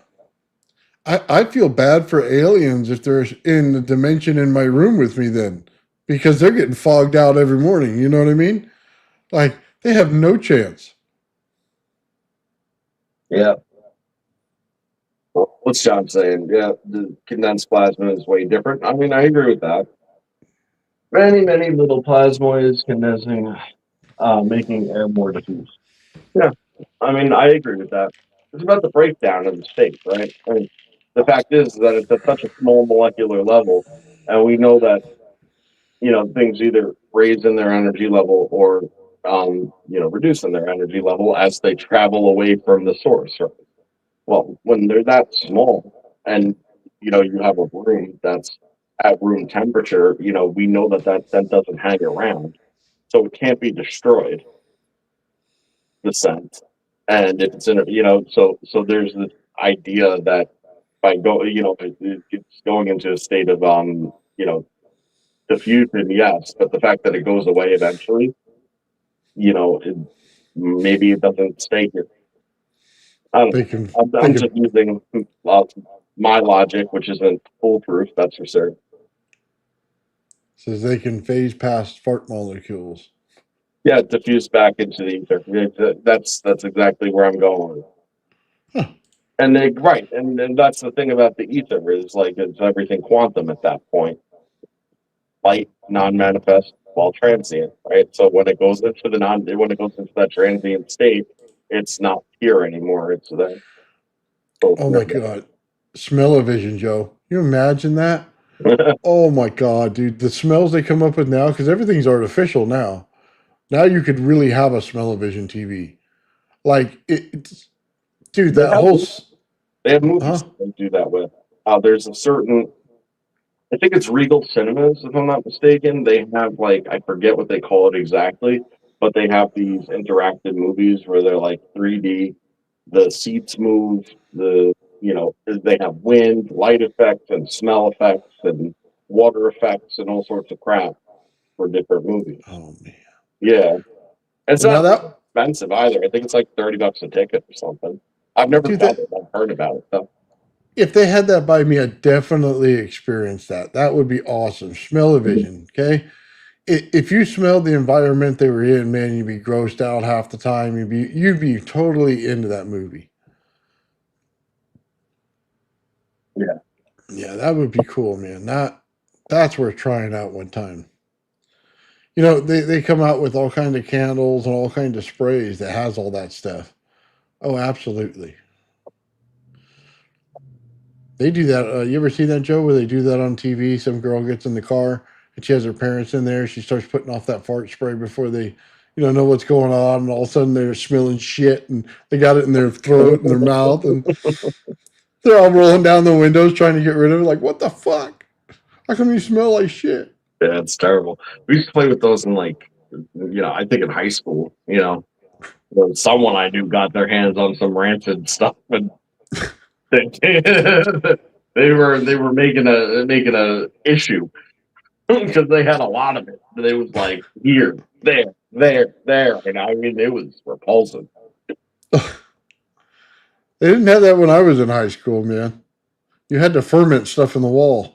Oh, that's awful, man. That's really bad. Oh, like a You know, crime. you ever sit in shop class and you know what I mean? You bust a hole in the wall and you start throwing your food in there. And then the next week, after you cover it up, somebody opens up it again and the whole room's blasted with the stench. Yeah. That old school days, man, a little bit different than the way they do now, I guess. Oh, so off topic for a second, but I do have something good to report. By the way, I Okay. I had found those big crystals, right? Told you that. Well, I made the decision to you know because I used up I bought all these tools. By the way, thank you to everybody that donated to that GoFundMe. That helped me get out there this year. I know it took a long time, to put it all together, but yeah, I got into the tools that I needed. I got the 9 digs right that I had pre-purchased. And I was blowing through the digs though at this point. I was going once a week or whatever. And but I had made out really really well, and I made a deal with the owner of the mine, that I traded him one of my crystals for an unlimited membership. Oh, nice. So I was There's a able to, deal. get that $1,000 membership, for one of my large crystals. Oh, Well, wow. because he kept on asking me to buy them for me, and I was like, Scott, you own the mine. I was like, go dig some out yourself, man. Yeah. You can have as many as you want. He's like, I'm crippled. He's a nice guy, man. I love Scott. But you get the point. He's got a business. He runs them. He gets good money for him. So, he was able to make that deal. And I was happy about that. I do owe him probably like another, you know, I said if I have a nice find that I'm willing to part with, I would square up with him on that. One more find.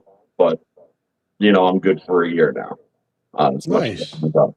Yeah. Well, dude, that's awesome. Now you And I can go still have whenever my you huge want. crystals, and now I could go and find a lot more huge crystals. So cool, right? The means seemed to justify the end of it, for Yeah, well, sure. not that. Dude, I would have made that deal too.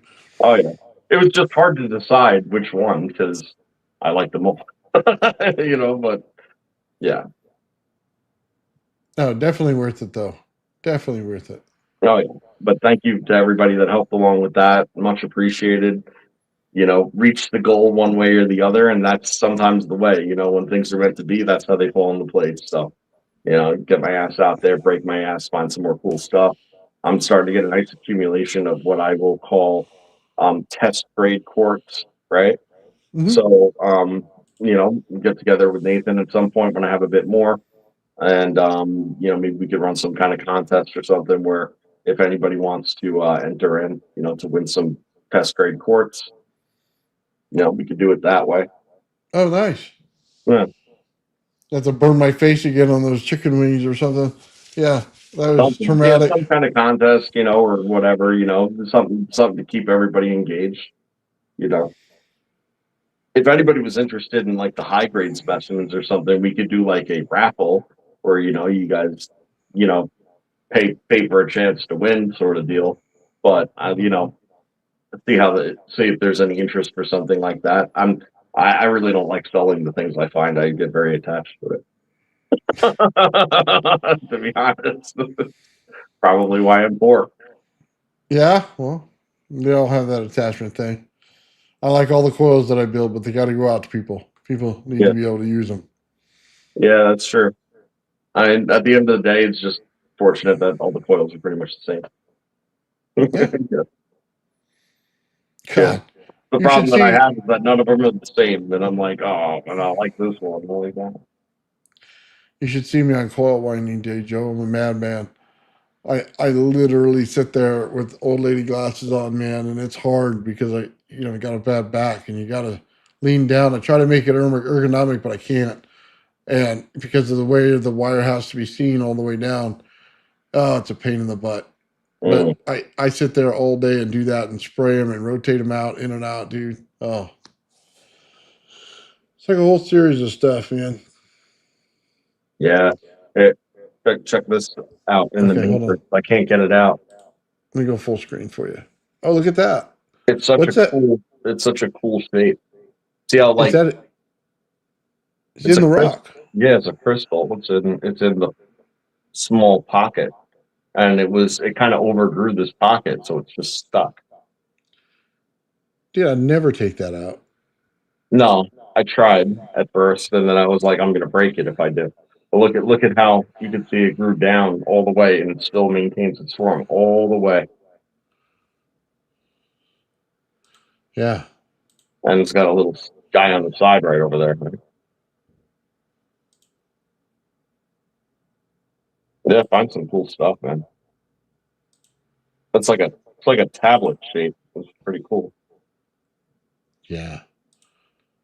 Like I said, I'd never cut that out of there, dude. That No, base that's of it's gonna just say, too full. yeah. That's some pieces are just specimens like that. Like they got to stay like that.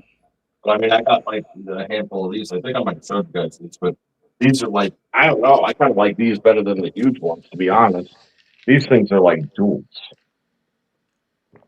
you know? Like they're perfect. And Nice. there's like such interesting geometry and stuff. Well, put a laser on each side of it, Joe, and see what happens. You know what I mean? If you can Yeah. align them, turn them while you do it, you gotta get yourself one of those little devices that hold it top and bottom, and you can maneuver everywhere. Yeah. Let's see if I can get this. Because this one's super unique, because this one has two crystal habits that are going on in it at the same exact time. Right. So this side that you're looking at right now, it's pointed. Right. But then this side is a chisel side. Where's the pen? There it is. So see that how it's a chisel tip? Oh yeah, there we go. Now we see Yeah, it. so it's chisel tip on one side and pointed on the other. Hmm. Very cool stuff. Well, you know, Joe, at some point you can always use those as what, the seed crystal? Yeah, I mean, well, that's how these started out. Is they all formed off of micro quartz seed crystals, and the quality of the seed crystal was so good, and then fell out of whatever they formed in. Hmm? And then this is something that I didn't actually realize until recently, is that under that amount of pressure with that type of solution that has all that silica in it, right?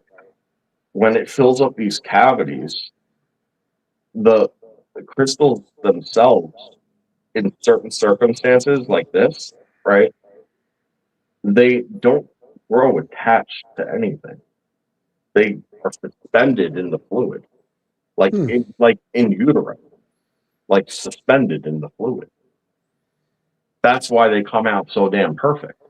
Or double terminated like that. That's why it's one of the only places on Earth that you could get double terminated quartz that clear like that, is because these pockets got super filled and then super pressurized, and the silica itself was in suspension in the fluid because the fluid is so viscous and dense at that point. It's not water where it Hmm. sinks.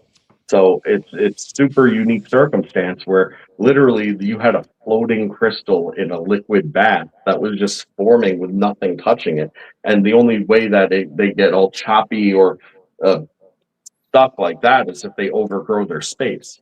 So if they overgrow their space, they start knocking into a wall or something, then they could attach to the wall.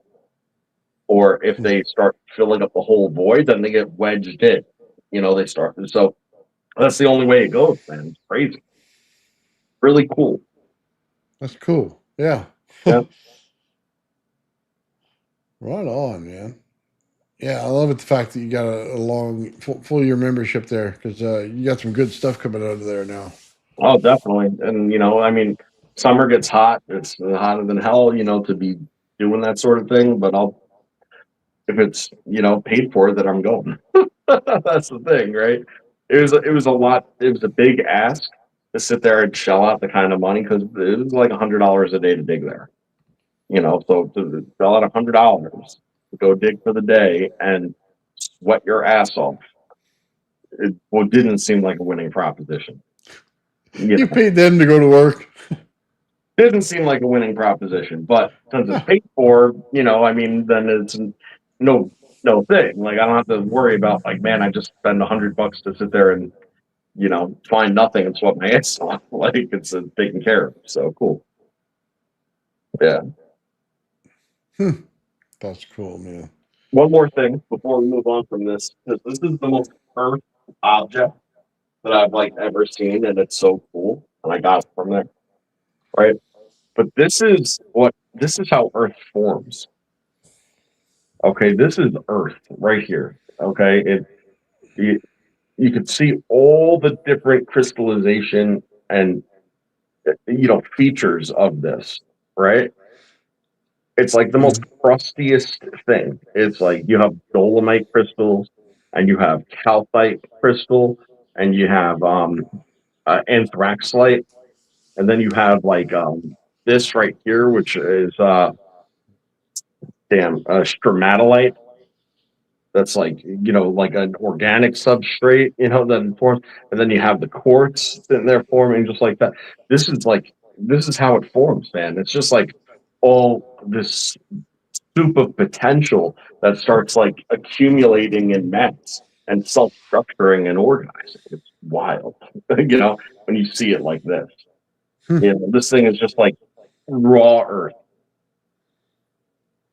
very clean raw earth at this point because I cleaned the hell out of it. But you get the point. It was Hmm. caked in mud and all sorts of nastiness, and it's wildly transparent. Believe it or not, like it doesn't might not look like it, but if you shine light, this whole entire backside will light up. Huh. Yeah, I wouldn't know that from looking at it right here. Nope, but that's the way. It's all very very clear. That's cool, Joe. Yeah, man. Like a little stand that it fits on. It's very cool. Out of rock. Mm.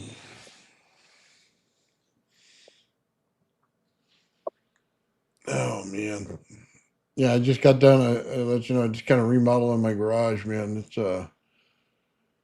It's crazy, Joe. Trying to find some more space. I got 50 million things that left the counter and went into cabinets now. I now have counter space again. And sorry, and yeah, it might be a little OCD type of stuff. I have to have empty countertops. You know what I mean? If they're not, it drives me nuts. And everything I'm going into, I bump. Like I'm big and fat, so I hit everything when I come through the room, right? So everything falls on the floor. So it drives me absolutely insane. So it has to be stuck to a wall somewhere.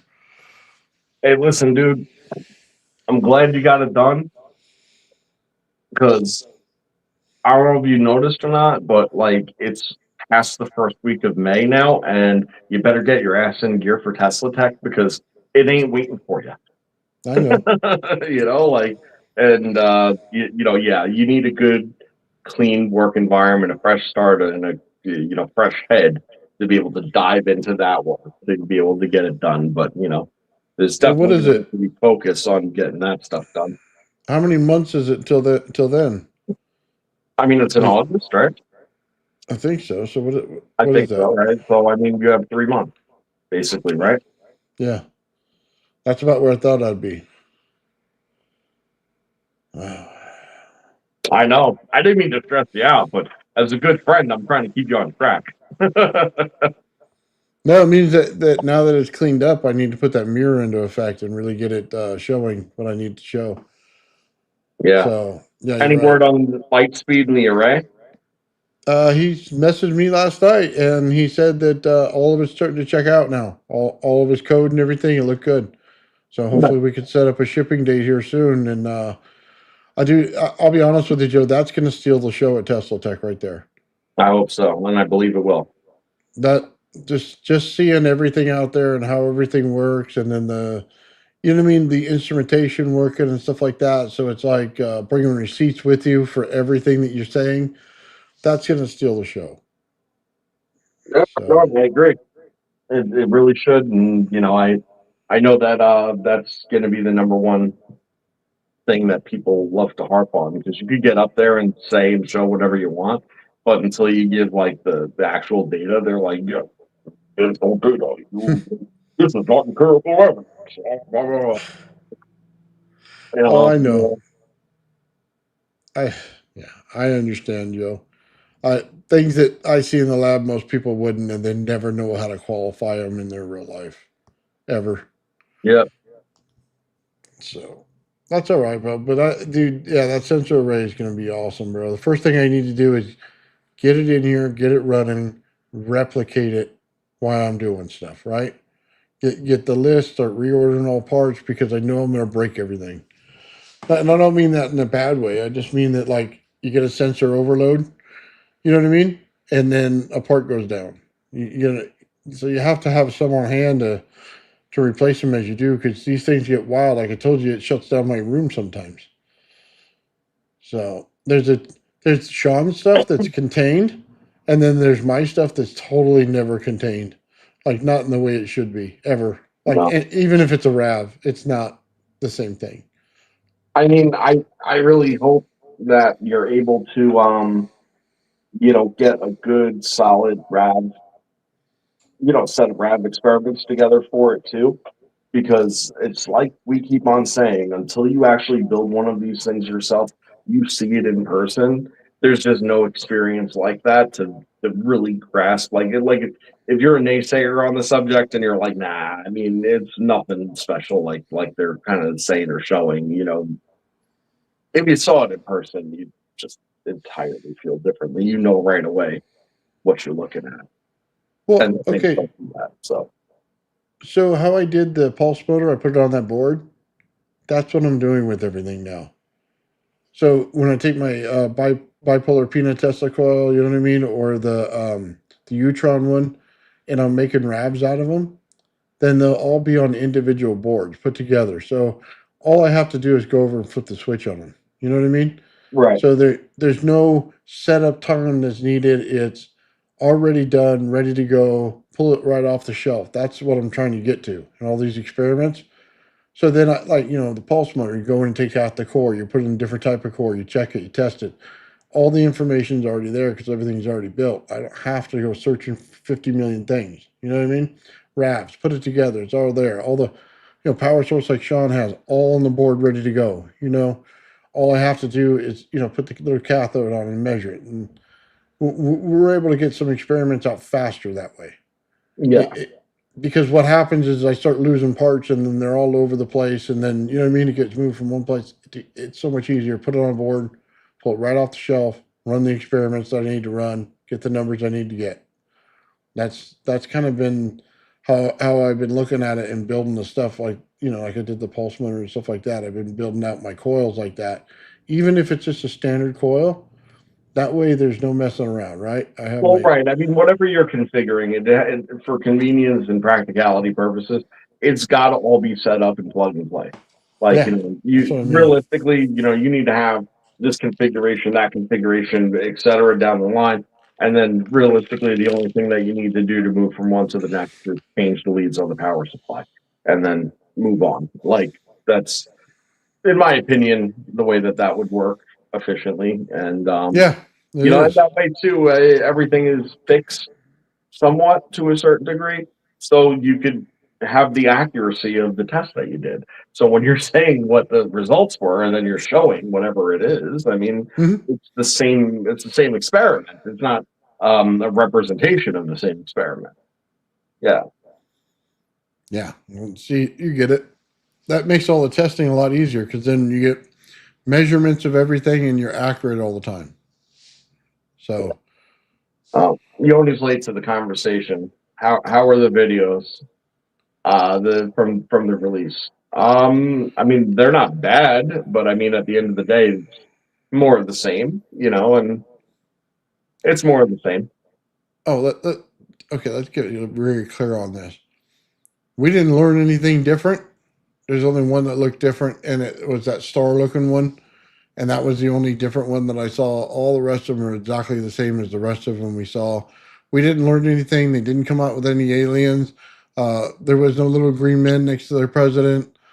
We didn't get anything good. And I'll just say this for everybody who's excited about this kind of stuff. Anytime you go in front of Congress, anytime all these people like Greer come out and they say, oh, we have everything, and you get the same thing every time. You get a story, and that's it. Okay, so it gets old once you see past the little smoke and mirrors as they do. It gets really old really fast. I don't even bother to watch it half the time because it's a joke. There's there's nothing to see here. And if they have aliens, they're classified. You'd never be able to get them anyway. You're not even making that big of a stink about it right now. People aren't. It's just a couple of people on the internet asking and being annoying. The government's dealt with that for years. They don't care. There's nothing that they want to disclose here. So, sorry. I don't believe in it at all. The only way you're going to see it is if you have a dimensional break that goes on our planet and we find something that we're not supposed to find, or they invade us. You know what I mean? And that's the only way it's going to come out. Yeah, no, I tend to agree to a certain degree. I guess, the disclosure that's already happened is probably, been as good as it's going to be. The best you might get is if they decide to make some kind of official declaration of like, But even that official declaration, like if Trump was to get up there, for instance, and make a speech on it, what do you expect to hear out of that? You know, yeah, I would say that it's probably just going to be confirmation of the stuff that's already sort of been discussed. That's probably what you're going to get. So it's going to take it from some sort of speculative, standpoint as to what's already sort of been said, and then they'll put an official stamp on it as an announcement, and that's it. Like I think that's the best case scenario anybody should expect out of it. Yeah. But the geometry of that star one was pretty cool, by the way, though, right? Oh, Yeah, it was though. Yeah. yeah, uh-huh. That It was one was good. multifaceted. It was like skeletal, right? So Mhm. that it's got all sorts of interesting sort of electromagnetic effect to it, as far as energy vectoring is concerned. Because yeah, I looked at that thing and I was like, oh, that's pretty neat, actually. But Yeah. yeah, All it confirms, by the way, Joe, is that we have it. You know what I yeah, mean? It's not, does ET have it? Does the United States own the ability to do it? Yes, they do. Just understand that up front. That's the disclosure. They do. They have it. They've had it for a long time. It's all on the same lines of understanding how this energy works. And once you break through to it, you have it. That's all there is to it.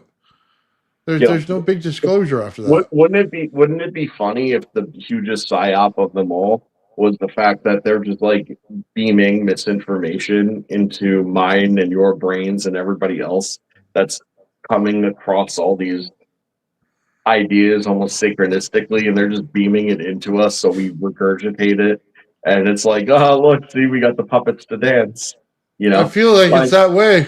frankly, I've had that contemplation before, you know. Oh yeah. And I don't know how else are these people getting so many views on YouTube. I mean, it's all the same old crap, and you never get a payoff. It's the worst. There's no payoff ever, ever. I've never had a payoff on any one of these things.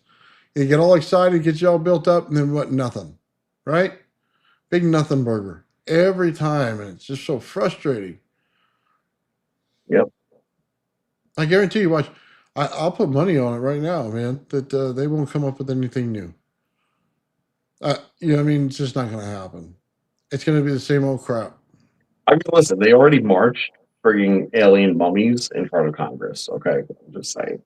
Like, they already were like, look, aliens. They have 4 fingers. Take an X-ray. There's bones inside. Like, you know what I mean? Like, take a DNA sample. There's DNA. It's not human. Okay. It's like, what more does anybody want than this? Like, I mean, even if it was absolutely positively fake, a fraud, total nonsense, that was as good as you were ever going to get. Yeah. Like they marched friggin' shriveled up fucking aliens on the television. Okay. Like, what are people expecting? Like, they're not going to show you the real damn thing. Like, I don't think. And if they do, it's because they want to control you somehow.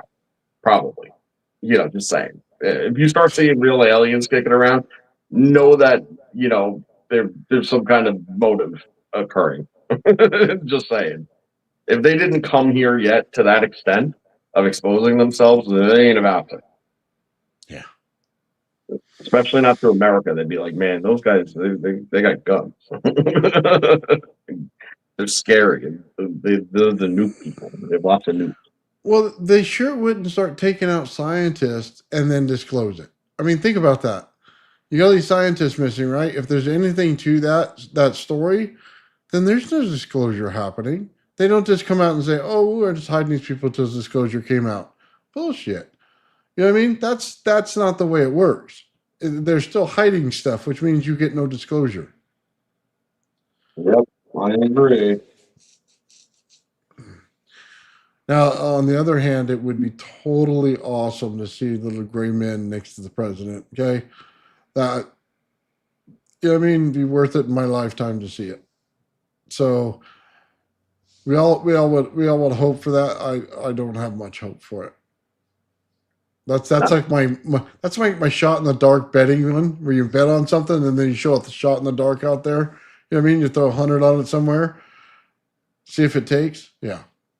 Just think, comedians gonna have a field day. It'd be like, the little dickless alien people, like little dickless midgets. We've come to take over your planet. You know what I mean? Like, Oh, oh boy, oh boy. yeah. I I'll say this. legitimately, I legitimately have a cow and a donkey. They sound like they're up to no good going on in the background. They're not mine. I do not have a cow or a donkey. It is going off in the background. Yeah, one's mooing and the other one's eawing, and the way that it sounded simultaneously going on just sounded like something violating was occurring, and I don't know who was doing what, but things were happening. Oh my god. Oh, that poor cow. I think it was the poor donkey giving the eaws. You're like,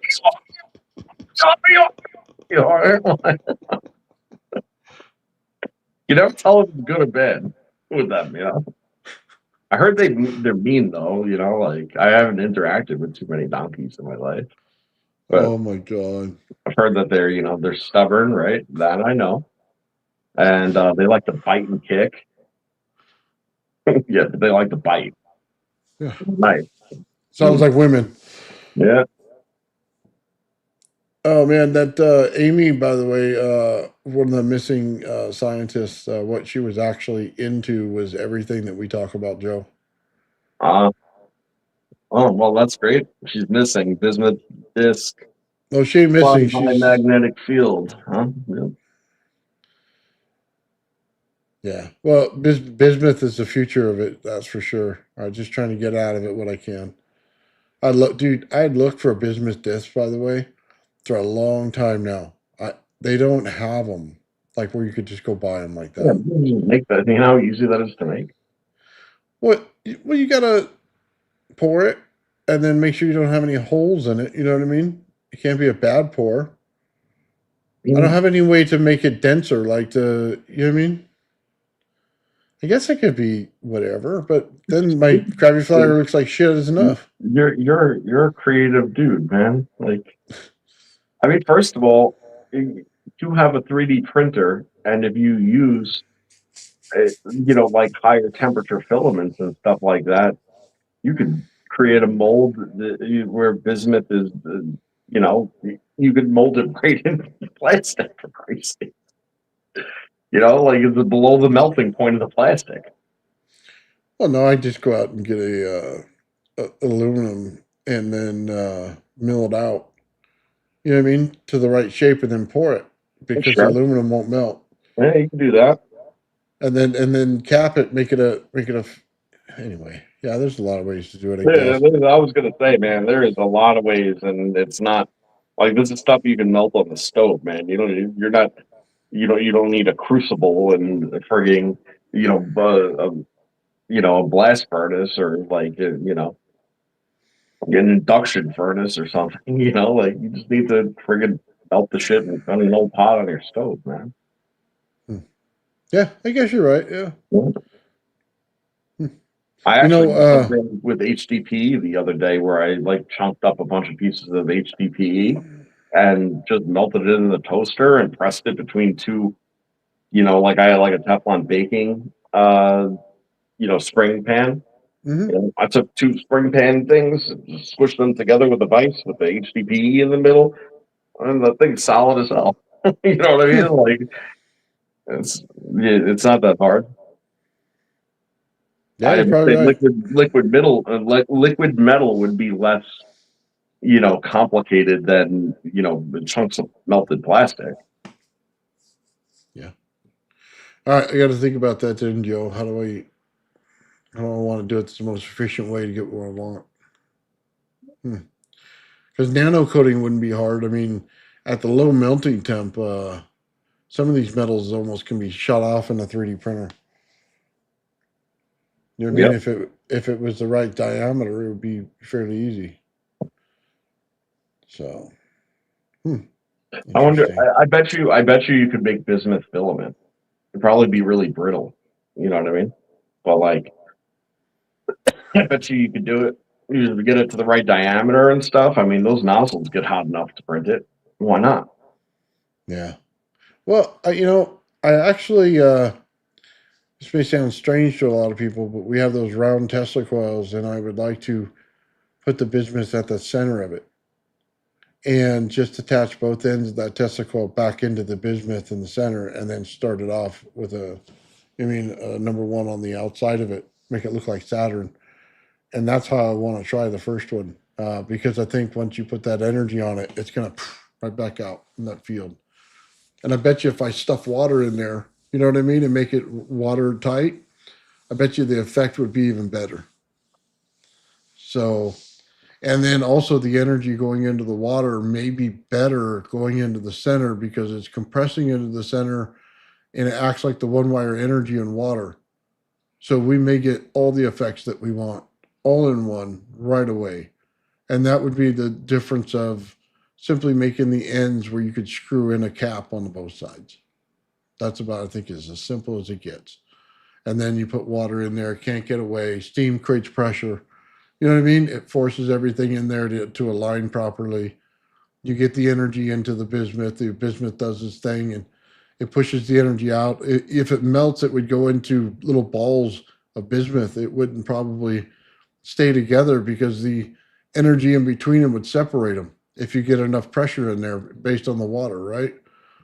So I don't know. It's an interesting thing, but that's the way I always seen that core done, not on a plate.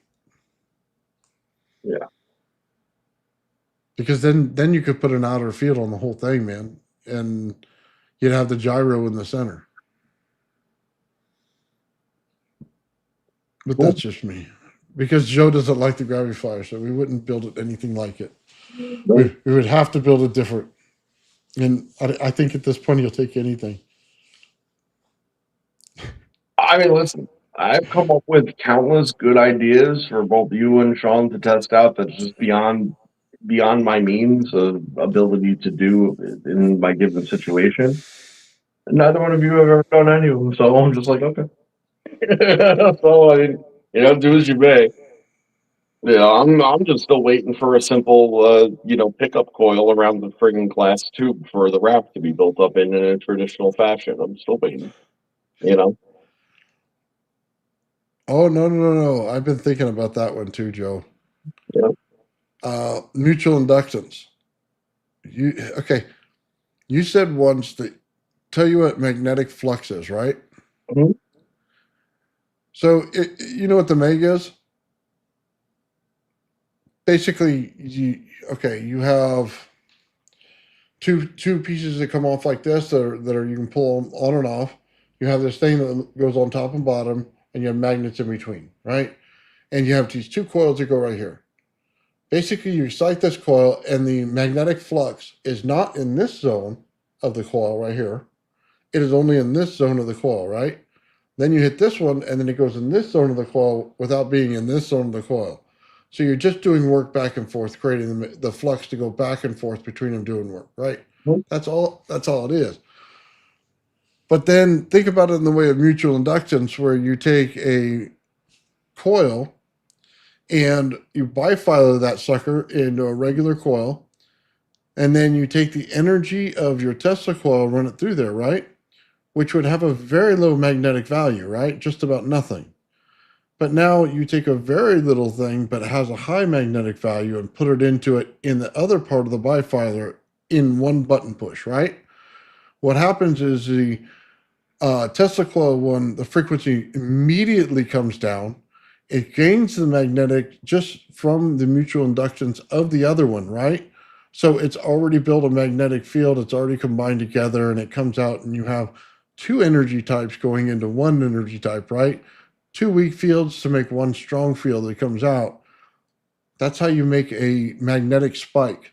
Instead of the voltage spike of Bedini, you get the magnetic spike of Eben Gray. Right. That's unbelievable how that Right. Well, works. right. I mean, that's a modulated flux is what it is at that point, because it's virtually doing the movement and the shift. But Hmm that's sort of the point. That's always been the point. You know, it's Well, yeah, that but you don't need moving parts. The moving but parts is the lost. So that's where, you know, think of it as a couple of coils now, but now you use the Meg idea, right? And you're taking that magnetic flux and going boom, boom, boom, boom, boom, boom, boom, right?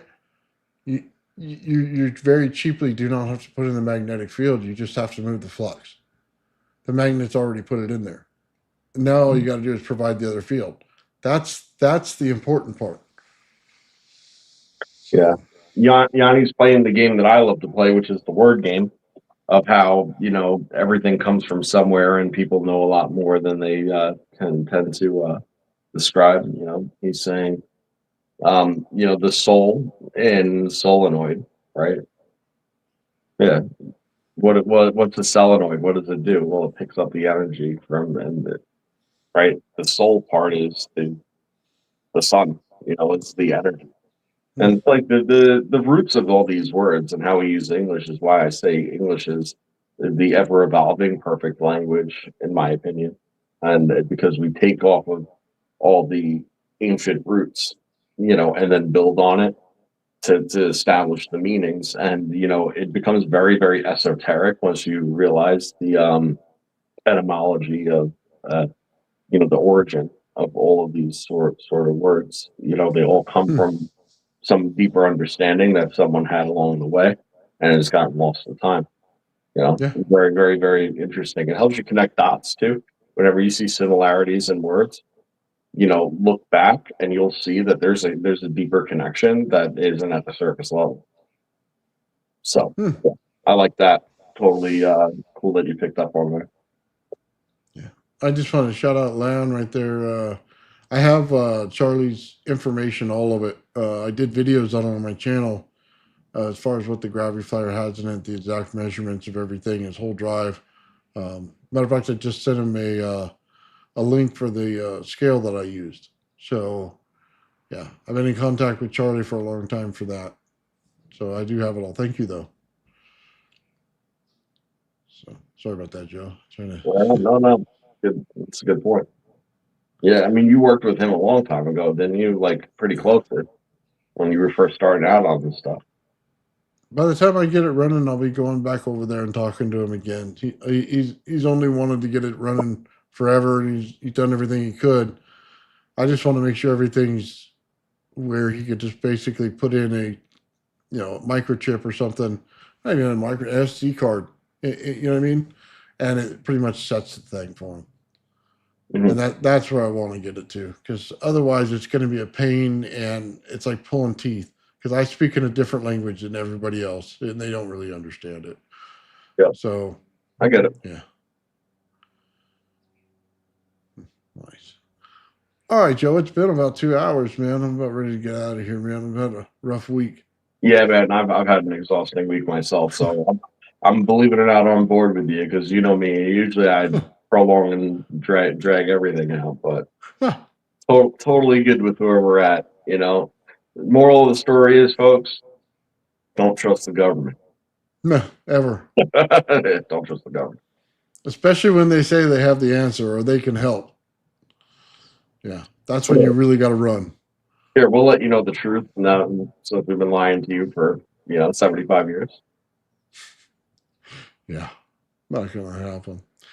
All right, guys. I'll be on Traveling Fools later tonight. We're talking about the same thing on there: aliens and disclosure, and if they actually did it, and see what everybody else came up with. But yeah, this should be a pretty fun show. And then Mike over at Faraday Research will be on here in just a little bit.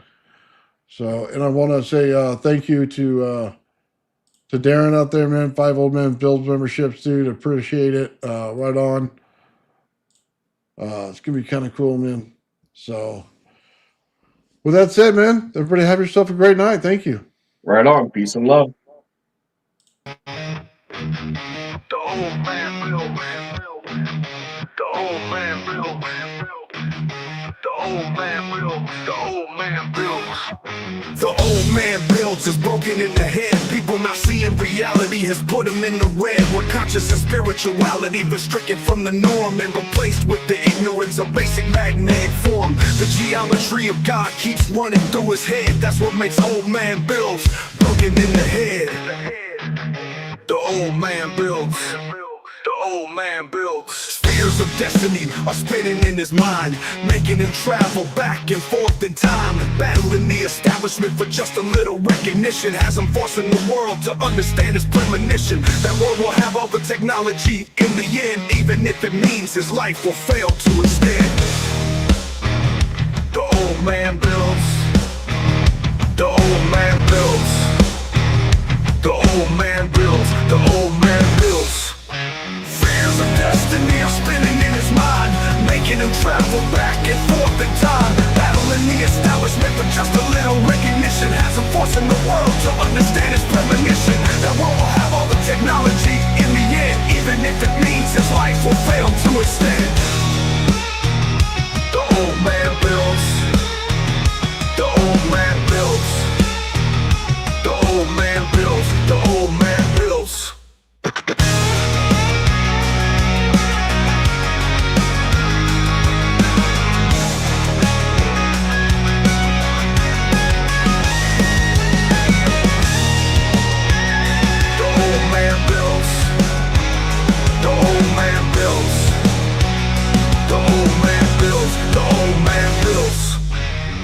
Fears of destiny are spinning in his mind, making him travel back and forth in time, battling the establishment for just a little recognition, has him forcing the world to understand his premonition. That world will have all the technology in the end, even if it means his life will fail to extend.